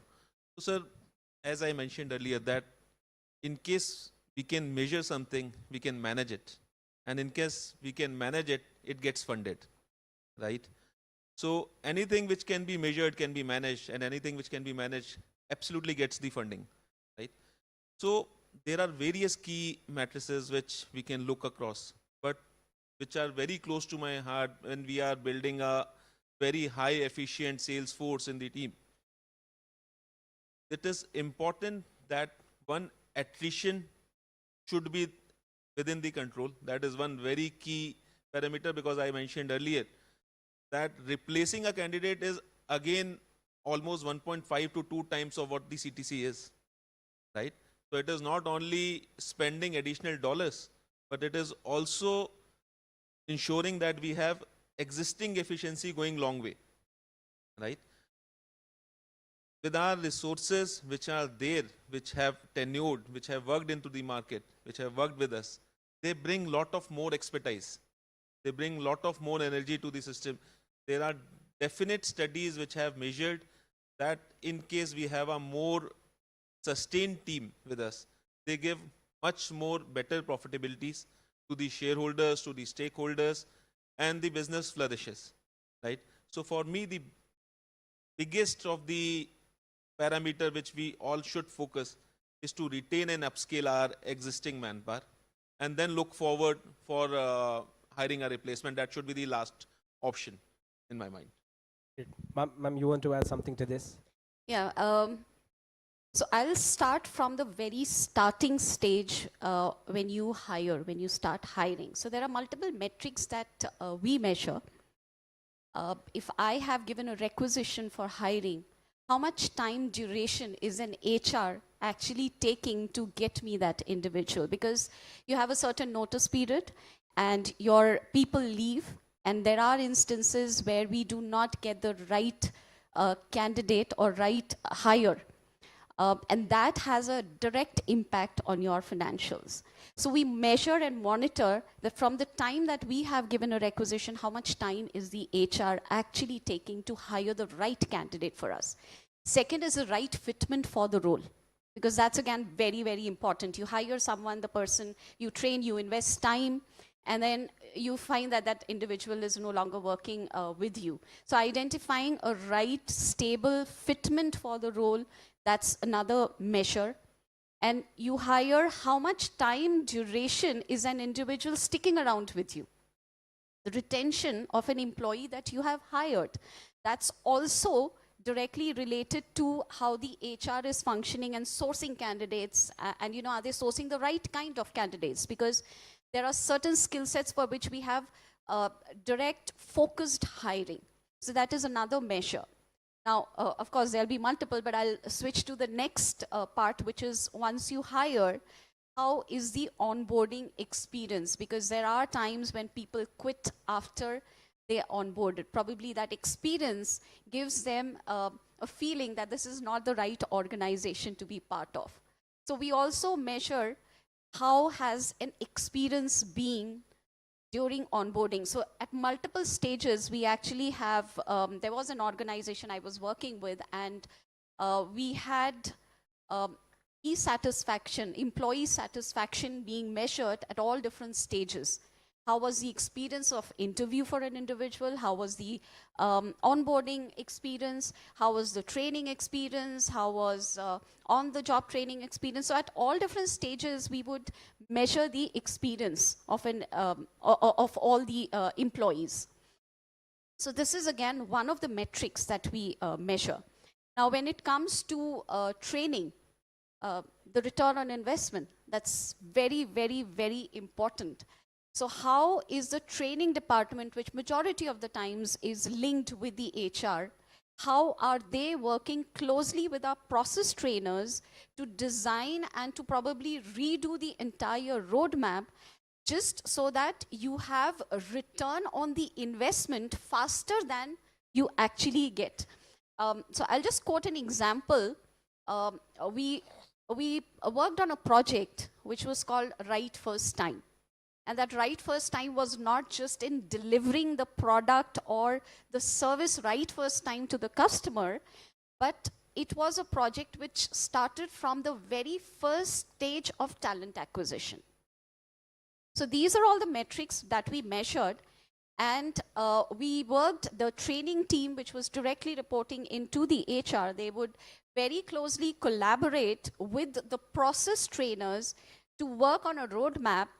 And we saw, and it was an extensive learning curve. 1 year was the learning curve. 6 months is when someone would just move to live. I'm not saying that they would start producing and generating revenues. 6 months was the time when they would just move to working on some live data. So we worked on this very closely with the training team and the HR team. And 2 weeks earlier is when we started generating revenues, right? So this is another metrics, how we were measuring, how much is the cost that we invest in training. You're creating your content, you're investing time in training, and then how quickly are the trainees generating revenues for you, right? So, and what is the quality of the output, because that all directly has a financial impact, right? So these are some of the metrics at those levels during the training that we were measuring. Your engagement, because it's very important to have your employees engaged, just so that they it's said, right, that all work and no play makes Jack a dull boy, and that is actually what happens. So HR is really important in ensuring the engagement of the employees. So we work from home. I have 95% of the teams working from home. And it is not easy to engage them in a work from home setup. So there, the HR plays a very important role of engaging them. So we also measure and monitor how is the impact of that. Because a happy workforce, a more engaged workforce, a more stable workforce has a very direct impact on your revenues. So these are some of the metrics. Of course, there are multiple, but then these are some key ones that we monitor and measure and have seen remarkable results in the top line as well as the bottom line. Thank you.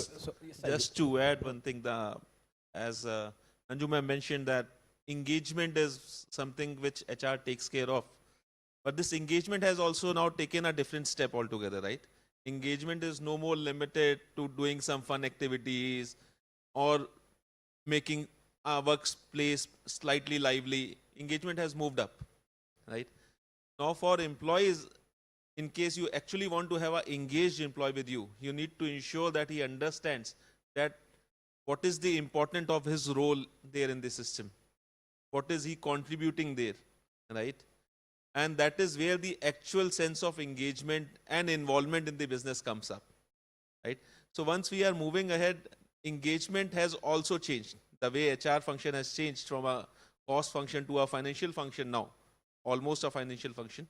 The engagement activities have also changed traditionally into more of reward and recognition, his own involvement in the business, what impact he's bringing. In case you can quantify that for an employee and you can make him understand that this is the value which he is bringing on the table, he would be quite satisfied while working with you, right?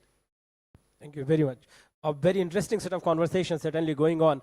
I'll ask Surakshit sir, when we were talking just before this discussion, he said that this is one of the things that is often asked about the ROI from the HR-related investments. Would you like to add something, sir, there?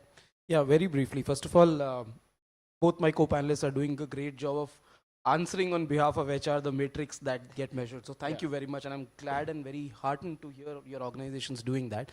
let me put a slightly different spin to it and maybe contextualize for all of you. Ms. Anju just mentioned work from home and 95% of your organization is working from home. Let me contextualize for you. All of you have been here, at least the first year students have been here for 4 months into campus. Yes, no? When did your campus start? June? About 4 months. Imagine now going back to your homes and you have a computer screen only. You don't have your peers whom you meet daily for 4 hours in a day or maybe more. You don't have your professors whom you can just walk up to when you're going to cafeteria and asking question. You don't have the support staff. You don't have this infrastructure. You're just sitting on a desk, on a chair, and you're doing pretty much boring work for 8 hours a day. And you're doing this day after day after day. What would that do to your engagement? Any thoughts? Would it be here? It's pretty low, right? That's what is work from home. That's the challenge from work from home. Correct me if I'm wrong.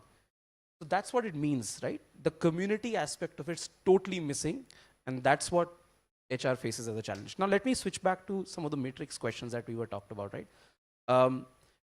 I don't think we have lack of data anymore.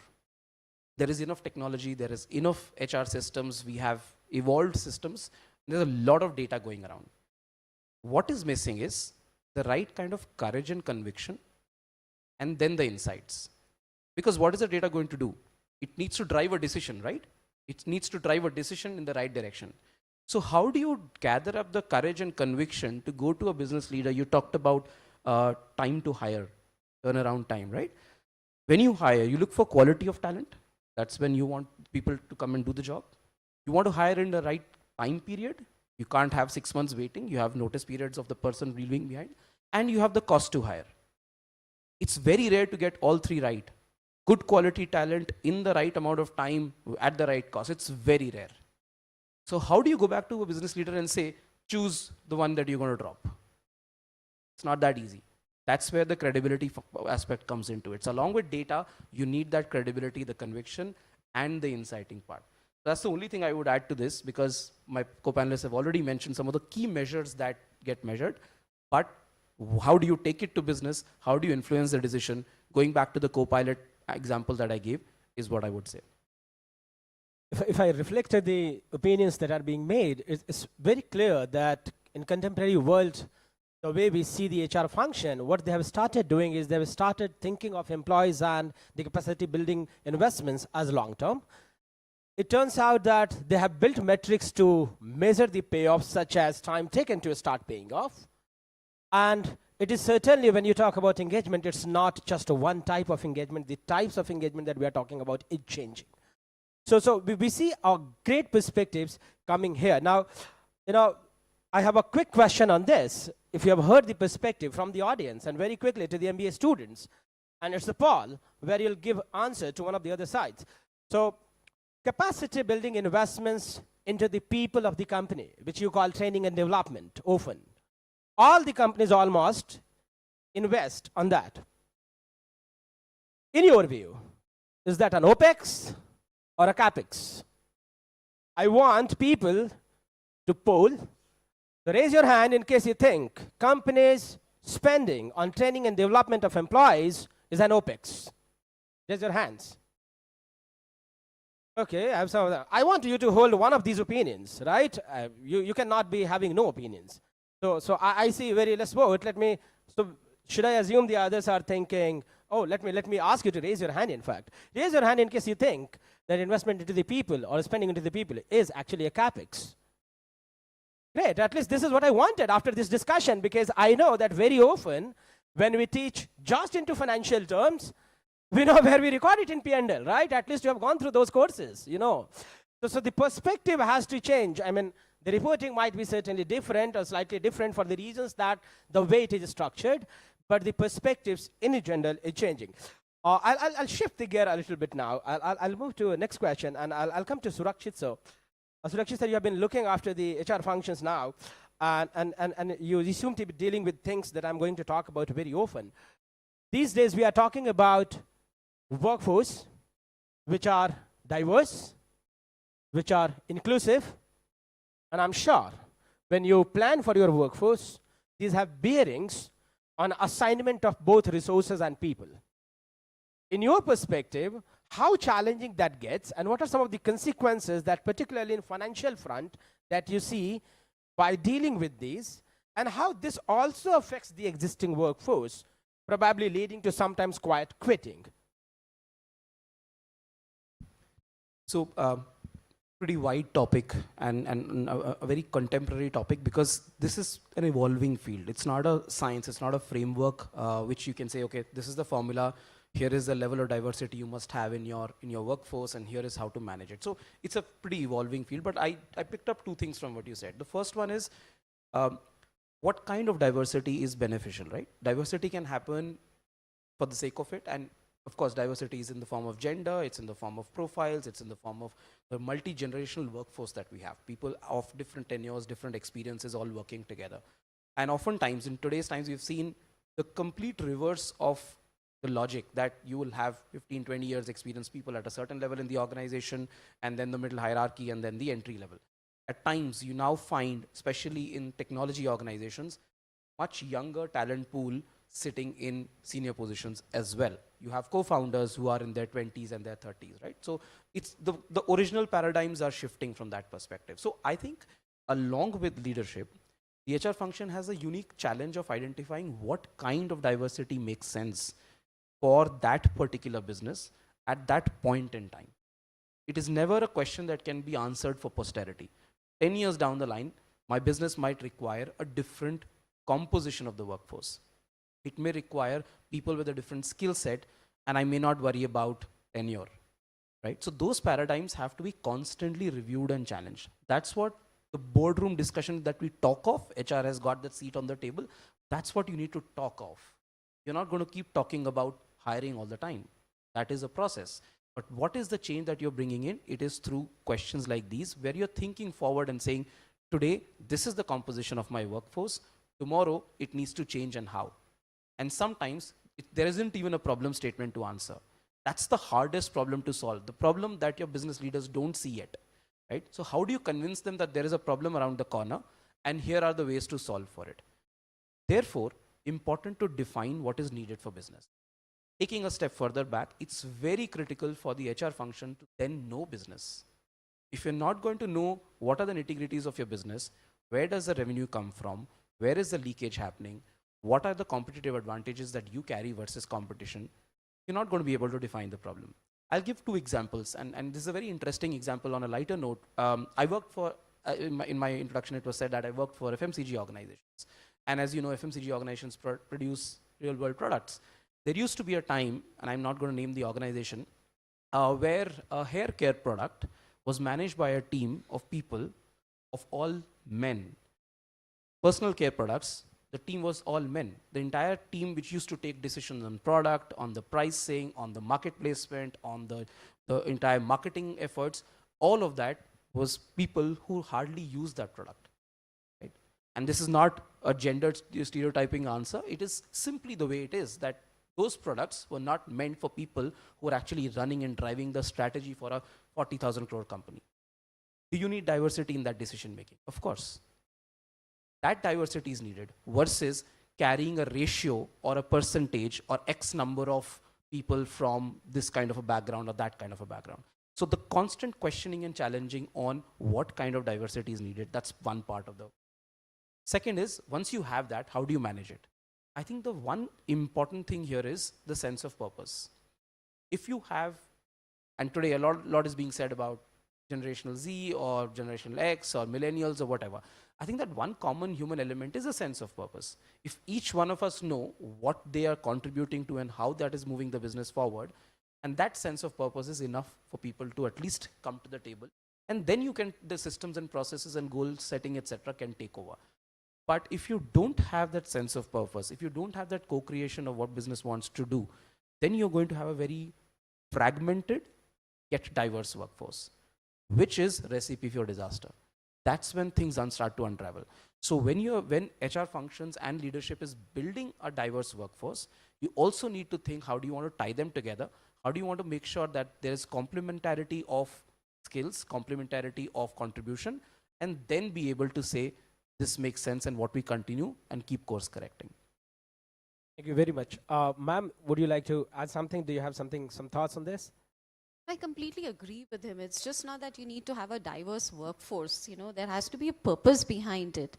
And very important is how once you've decided this is your organization goal, this is what you need to meet as part of your DEI strategy, then how to drive it. And driving comes from the top, right? So it's always that top-down approach. As part of that strategy, in one of the organizations that I have worked with, we made that as a KRA, as part of the KRA. You know, because otherwise it was very difficult to drive it from all different levels, because you need complete support from all the levels, right, to drive this DI. So it's not just a responsibility maybe of the top leadership or the HR. Everyone involved in the operations also has to drive it. So we made that as part of the KR, and I can just remember of an instance where, you know, the gender ratio was not as was expected as per the goal. And I remember one of my leaders hired a complete batch of women to make sure that that ratio is balanced, right? So this is the effect of making an organization goal part of your KRA. DEI was one of those. And I think it's also important to have everyone understand why do you need diversity. Because it's at all levels that you need to collaborate and work together to, you know, make it happen. So we you need to have all those sessions arranged just so that you can make people understand what diversity is and why you need it and why you're working towards it. So these are some of the aspects also when you look at implementing something, while you also have a purpose behind having diversity.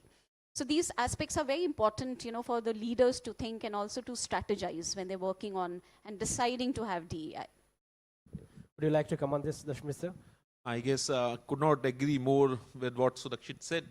See, as we step out after completing your program here, the one thing which is true across us and which would remain true, that the only permanent thing which we'll see is the change.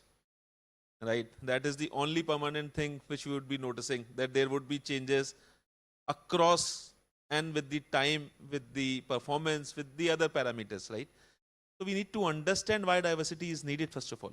To bring those diversified thoughts. It is not only about gender diversity. It is not only about experience diversity. It is not only about industry diversity. As Sudakshit rightly mentioned, you need to understand that what kind of diversity is needed in your organization. And it needs to change rapidly. It cannot be a stereotype that we have arranged a parameter and we are following it for next 10 years.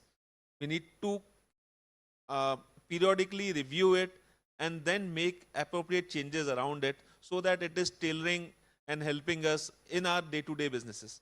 So that is where diversity is super important. And changing that diversity according to our need is even more important for us. That is it.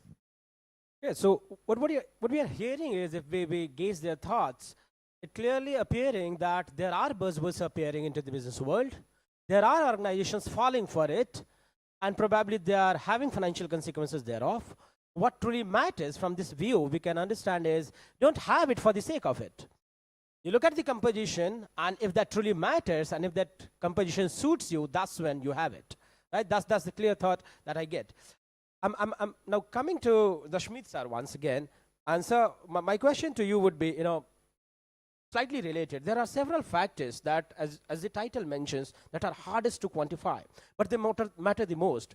We talk about, some of the factors such as employee belongingness, organizational culture, right? These are some of the things that truly matters in the manner that the organization actually pulls it up. However, when we come to some of the financial outcomes, and one of them I'm sure some of the students would agree, who study valuation, how do you think people who value the company into the valuation business from the finance angle, do you think they consider these factors as one of the factors as the input into the valuation that they do? And in your experiences, have you come across those instances? I'll start with you, sir. So, sir, for me, for any successful organization, these two functions needs to go hand in hand. the most powerful and magical partnership of CXOs in which we can think of can be of CHRO and CFO in the organization. Because CFO would quantify the value and CHRO would humanize it, right? So while we are talking that there are some non-tangible things like belongingness and etc., but they can be definitely added and attributed to various tangible things which can now be measured. There is a lot of data which HR collects. All we need is that we start connecting that collected data to our desired outputs, right? So we can easily measure that how our employee who is there with us, who is loyal with us, how is it performing? People whose engagement level is higher, they are proven studies that they are contributing at least 20% better than what other workforce is doing. So it is no longer a non-tangible kind of a value proposition which we see. It is absolutely tangible and it is visible in every business decision. And once that CHRO and CFO partnership happens, you get, and our CHRO starts speaking into the terms of financial languages, wherein we talk about attrition as in the same rigor, with the same rigor, the way we talk about cash expenses or a cash flow. That is where you get the better seat into that board table. You just need to present your things financially so that you get the things sorted for your ways. Thank you very much. That's really important. So I'll come to you once again. You know, there are many of you who study valuation, who do valuation of companies, right? Who have gone through training on valuations. I want to truly know from you, how many of you in your projects that you have done on valuation or any valuation of some kind that you have done, you have used these factors as one of the input because they have immense bearing on the value that gets generated into the organization? How many of you use some of those factors such as employee trust, organizational culture, employee belongingness? Have you measured it and put it as a plug-in into the models that you have used for valuation? Any of you? Please raise your hand. So what we are getting here is that there are things which are difficult to measure, but thanks to the technology and the way the HR functions are now being shaped up, a lot of data getting generated, and there are chances and possibilities of proxying through that data for these aspects of a business. Probably they can be an input to the valuation models, and probably valuation models you can foresee changing slightly due to these facts, which certainly has a bearing either at the top or at the bottom of that particular ratio which affects the value. Thank you very much, sir. You want to add something? I just wanted to add, there is another interesting term which is now being used and affected by almost all the HRs, which is ESG, right? True. So that is also something which was not tangible earlier, right? But now this has become the biggest factor for investors to invest in. The to-go parameter to see, parameter for any investor, that how organization is contributing towards environment, how they are contributing towards the society, what kind of care they are taking of their employees, and how they are compiling with the government norms, and how transparent are they in their financial decisions. So this has become the biggest to-go matrix for any investor to invest in an organization. That is how the world has been changing around us. Thank you very much. Ma'am, you want to add something to this? Yes, I wanted to. So, like you said, of course, these are not directly measurable. You don't have a tangible value that you can attach to trust, to the belongingness an individual has with an organization. However, there are some directly impacting factors which you can still measure. So if you have an individual who has that sense of belongingness, who feels important, who trusts the organization, stability is one thing that we notice there. And that has a direct impact again on your financial performance, because if you have a stable workforce, we have more business coming in. Stickability of the client again increases, and this is by experience I'm saying. We have currently, the organization that I'm working with, We have clients who've been sticking around with us for 20 years, which is a long, long time. And these are all publishers who are sticking around with us for 20 years. Why? Because we have this sense of belongingness in people. People, during some of the functions, there have been people whose kids have said and whose family has said that my mom or my dad spends more time with Nova Tech Set rather than spending time with me. And we have a very low attrition rate, which is something very difficult to get. We are in a 1-digit annualized attrition rate. So, which is a remarkable, I say, and this is all because of the trust people have in the organization, the transparency that we maintain with people, and the sense of belongingness that they have. They treat it as a family rather than just an organization where they come and earn. Thank you very much. Surakshit sir, I have a slightly different question for you now, changing the, we have the paucity of time. I understand, I'm just loving this conversation. I want it to continue, but I'm sure there are limitations. One of the questions that comes in my mind, which is about how contemporary world is changing. We see a lot of buzz about AI and people analytics.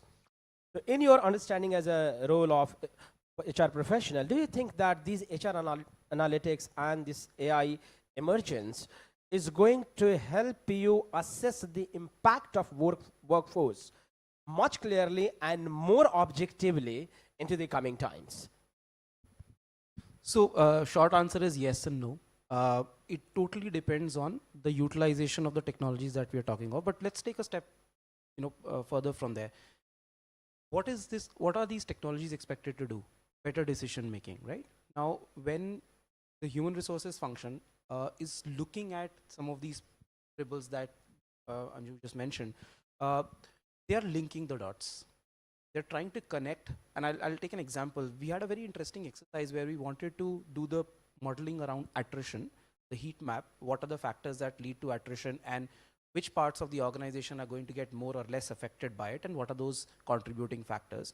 And then we superimpose that with some of the business measures that we were seeing.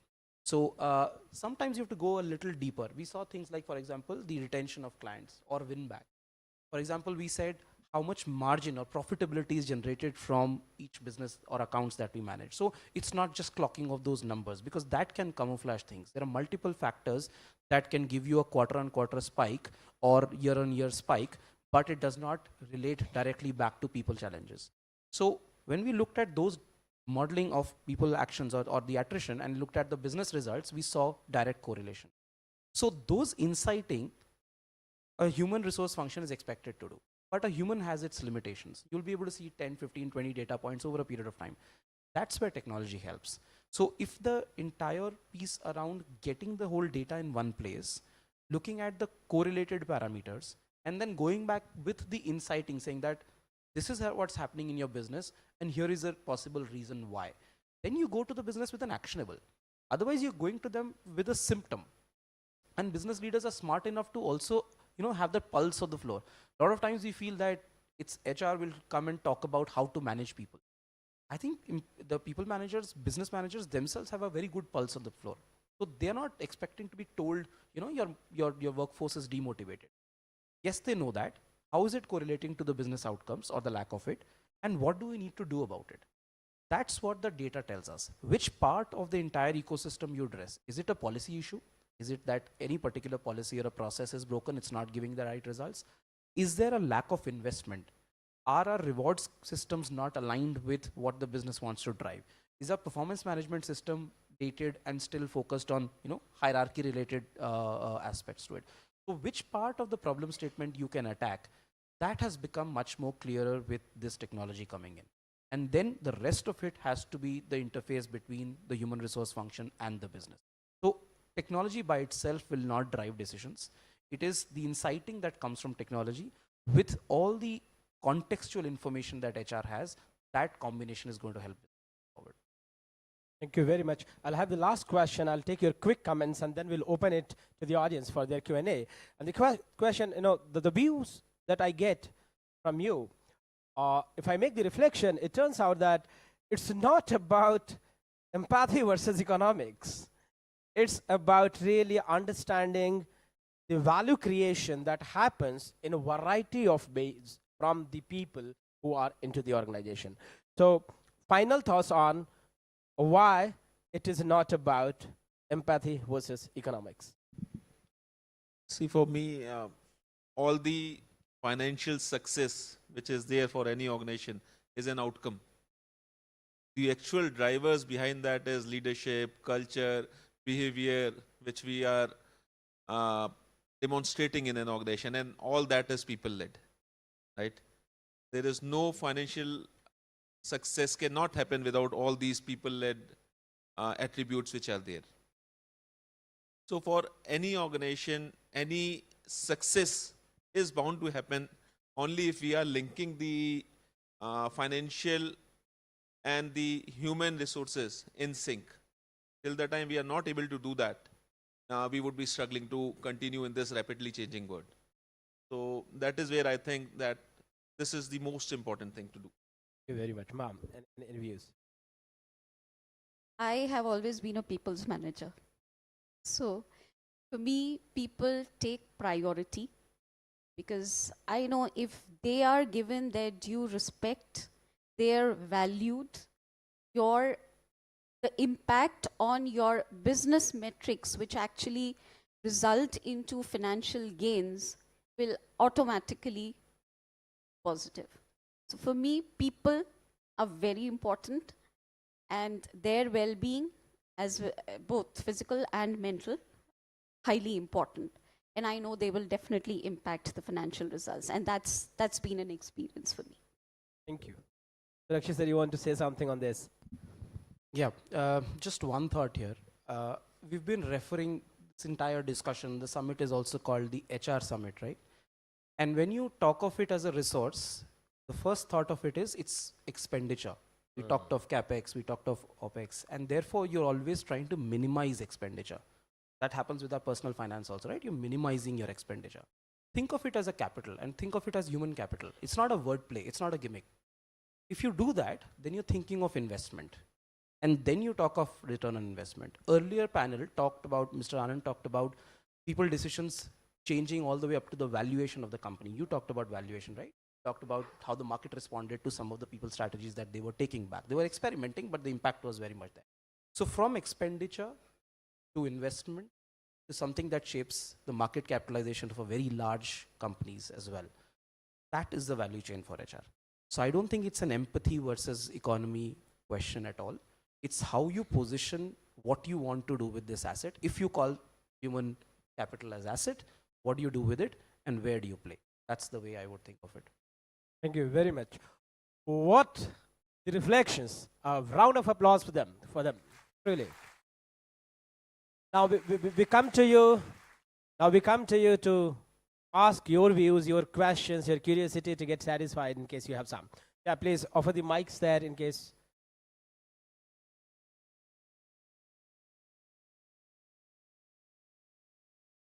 Identify yourself and then pose your question to any specific speaker if you have. Good afternoon, everyone.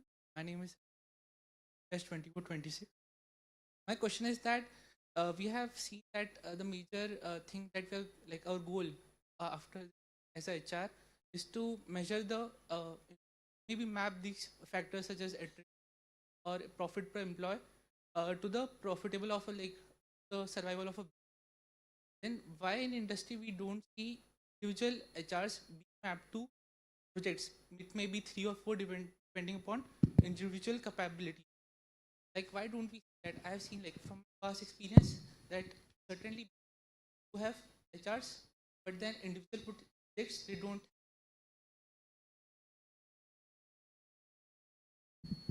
I'll take it up for you. Sorry, I missed your name. My name is Harjot Singh Bagul. Harjot. So Harjot, see, it all depends on which organization and how we are working. I can quote example from my own organization, right? We are present in Europe and there was some crisis in Europe. So other than the business team who was helping, our HR who was taking care of that business also moved there. He was attending partner meeting, right? It is how you are raising your hand for it, how you are moving towards it, it actually matters. So there is no restriction that HR cannot be part of any individual project. They can. They can definitely do. Rather, they are the vital member in every organization. If you do any project, there would be somebody who would be there from an HR function. So it is maybe your past experiences are actually taking you here that HRs are not part of any projects.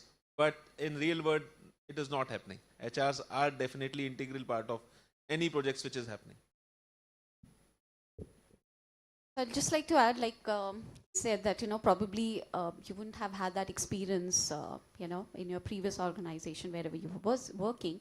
But we have had HR being integral part of our projects. I think in my, the first question that was posed in that very question, I had mentioned that, I have my HR head part of the discussion along with the financial head part of the discussion where we're discussing productivity and trying to link productivity with the time spent on the system and all those kind of things, right, which ultimately have an impact on your financials. So we have HR part of it, and plus even the succession planning projects that we run, even the skill enhancement projects that we run, skill mapping projects that we run. It could be both soft as well as hard skills. So HR is part of all the projects that we have currently. Of course, if it is very, very specific to operations, right, then that's a different case. But still, we do bring in an HR member for their inputs and thoughts. So HR is definitely part of all the projects that we run. And I think most of the organizations are doing that. At least the organizations that I have been with, we have had HR as an integral part of the projects. I guess that answers. And probably when you move out of the institute and you work in your work in companies, probably you will implement it there, if not already happening. So Surakshit said, do you engage people, people into the projects, you being one of those who contemporarily, dealing with it? Yes. So I wish I was part of lesser projects, to be very honest. Right? Okay. But let me give you a practitioner's view. As HR, you as people in HR function or human capital function, you on multiple hats. There are times when you're there from the start to the finish, and even after the business leaders have left, you're still there because you manage implications. There are times when you create value for a certain part of the project, like Anju just said, right? And you have to consciously recognize that. You cannot overstay or understay your welcome, right? I'll give you one or two very interesting examples where traditionally HR would not be part of it, and yet it was there for a very good reason. Now it's public knowledge, I can talk about it. I worked with Nestle, and I was the HR business partner for the North Sales region when the Maggi crisis hit us. All of you have Maggi here, so you can have it freely now, but I think many of you may not know that when the Maggi crisis hit us back in 2015. Apart from the core job responsibility of ensuring that our workforce was motivated, we were able to communicate things better, I was part of the crisis management committee as well for the North region. And my job was to make sure that the communication from head office to the regional office to the last mile employee on the feet on street is seamless. Because what was happening is, there was a reporter who would go up to an employee and say, aap Maggi mein lead milate ho. What would that person say? And it can snowball into a crisis. So how would that person make the right statement to the reporter, to the government official, to the police official? And that was my job. It was not an HR job. But those are the places where you realize the value you can create. And therefore, donning multiple hats, knowing when to add value, when to move out of it, and sometimes even being there and seeing things that the others might miss. These are the opportunities that we have. And like my co-panelist said, there are multiple such opportunities when you actually get into the program. So I'll invite you to explore. We'll take one more question very quick. Okay, there are many. Let us see if we can take two one by one. Let the mic reach to people. One buddy from the back and one person from the front. Yes.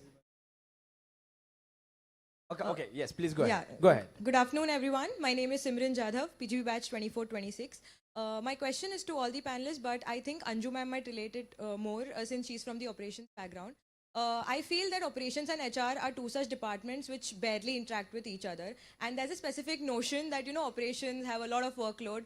I myself, being from the operations background, I feel that, I have to go to the shop floor daily and in this sweat, rain and whatever. But why not them? I know that HR people have their own workload, but how do we, bridge this gap so that the overall health of the organization is maintained and such, interdepartmental misunderstandings or conflicts are not arise? Simran, you said, right? Yeah. Simran, good question. And I think this is something which we've done. I agree that yes, operations always comes up with that point that, we have a lot of work and we really cannot engage in multiple activities which the HR is initiating. But again, I say the same thing. From the top is what things get driven, right? So this is something which, again, I'll repeat, I have seen this happen and we actually are doing it, that HR and operations and finance, the three heads of the organization, we collectively sit and talk and implement a lot of things together. So it's not that if I am from operations, I cannot give inputs or intervene in the functioning of HR and finance. Vice versa, similar goes for them. And this is the kind of culture that we try and build to bridge that gap, and that trickles down, right? So that is how, that's the best way I would say, that the top starts functioning together as a whole unit, not as separate functions. Of course, everyone has a hat to wear, but then if they join hands together and work as a common function, which is working for the betterment of the organization. I have seen that literally trickle down to the lower levels, and then of course all of them collaborating and working towards that. So I would say, basis experience, that yes, from the top, and it can happen, and it is happening. I've seen that live. But yes, of course, maybe. No, very quickly, and we can talk more of it. I have been on shop floor myself, being an HR person, because of the role that I played. I think one of the most important aspects is that operations is also run by people. They will have a similar set of issues that the organization otherwise would face. I think it's very important to build that credibility and that bridge which Anju was talking about, right?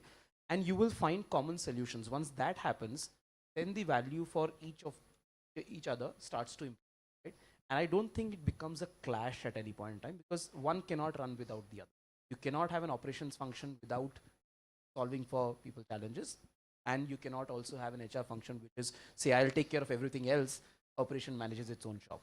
That doesn't happen. Thank you so much. We'll have one last question in the paucity of time, and thereafter, of course, the panelists are here for some time, and you may interact individually in case you want and have your clarifications made.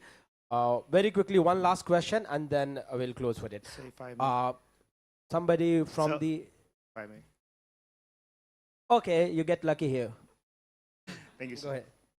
Good afternoon, panelists. Sir, so my question is, and was basically what you asked us, if we had incorporated any model which includes people as a resources. Answer to that and a question on that, no, we hadn't. Why? Because we haven't seen any model being incorporated till now. So it was difficult for us to create a new model while getting it in valuation. My question begins when, okay, I think it is very reasonable to get it in valuation, but I would want to know which model should I refer to, or which company's account valuation should I match it with so that I can incorporate it. And second, till valuation, I think it is able to get it for a company, but how would you incorporate the value of people in the balance sheet? Because on the words of what you have said, it contradicts the whole meaning of accounting, but for valuation, it might be okay. Okay, I'll hear from the panels first. We can talk about it anyway outside. I'll give you a quick answer anyway after the panels. Any one of you, sir, would like to say that? Yes. So a few thoughts there. Sorry, I didn't get your name. Prateek. Prateek, see, there are certain direct costs of running an HR function, right? You would have salary cost, you will have cost of acquisition of talent, you would have things like LTI, which is long-term incentives, you would have shares, ESOPs, etc., which directly impact your P&L and of course your balance sheet as well in the long run. There are certain intangibles also, right? And over the years, we've gotten better at measuring those intangibles. It's like, for example, reputation of an organization, right? You have, let's take an example. You have buyers for Maruti as well. You have buyers for, let's say, Hyundai as well, and you have buyers for Mercedes as well. You value these products or these these services differently. Likewise, you have to make sure that your talent pool, the one that is helping your business run, you have to be able to demonstrate the value to an investor. See, valuation is in the eyes of the investor, as we say, right? So an investor needs to see if your talent pool is creating a big competitive advantage vis-a-vis competition, right? That's what I'm going to value. If there are skill sets which are within the organization versus I have to outsource. For example, if I have a very strong legal department, and this is a very interesting question that came up. We have a very strong legal department. We have absolutely no spend or very little spend going to legal consultants from outside. Saves millions of dollars, over a period of time. Don't you think an investor will value that? The only challenge is how do you demonstrate that to an investor in a language that they understand? So that's on the intangibles part. The tangibles I've already mentioned. There is maths behind it, which I'm sure Professor Pathak will talk to you about. We can also talk about it later. But these are the ways I've seen human capital adding value to valuation. So rightly mentioned, valuation is an estimate, right? Don't forget. And you estimate everything. So can you estimate? You can go wrong. You can estimate, right? Thank you very much. Thank you to all the panels for such an engaging session. Thank you to the audience for interacting, getting your curiosity satisfied. Thank you to everyone. Over to you. Thank you.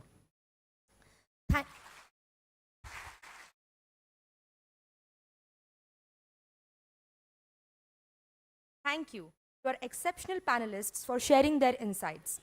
Today's discussion has underscored how aligning people's strategy with financial performance is no longer optional. It's essential. We have seen how data-driven HR practices, when linked to business goals, can create measurable value and drive sustainable organizational success. The ideas shared today highlight the growing importance of measuring what truly matters, people's impact. From talent development and engagement to productivity and profitability, it's evident that strategic HR decisions can directly influence the bottom line.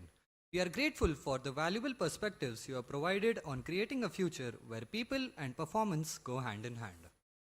Now, I request our respected moderator to present a token of gratitude to our esteemed guests as a small gesture of appreciation from IIM Raipur for their valuable contributions. Ms. Anju Shah.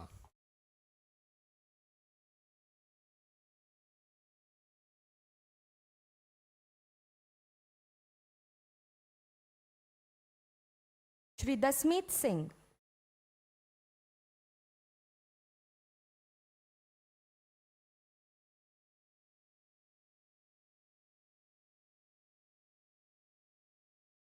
Shri Surakshit Khullar.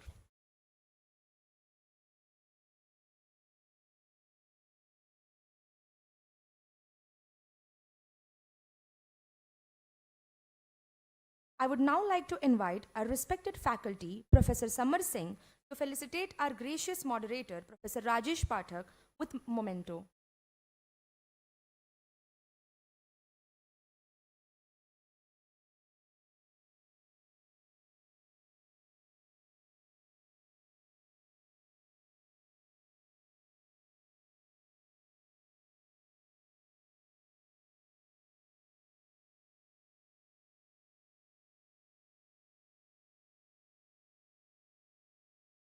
Thank you, Samar sir. Request all the panelists and moderator to gather for a photograph.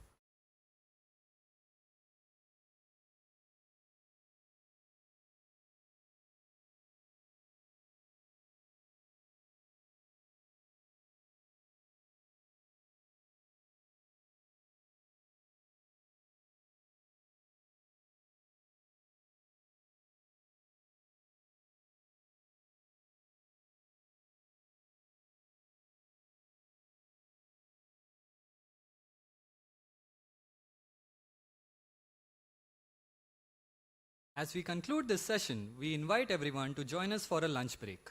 This is a perfect time to reflect on the insights gained and continue the conversation with fellow attendees. We will reconvene at 1:55 p.m. for the next exciting session of our HR Summit.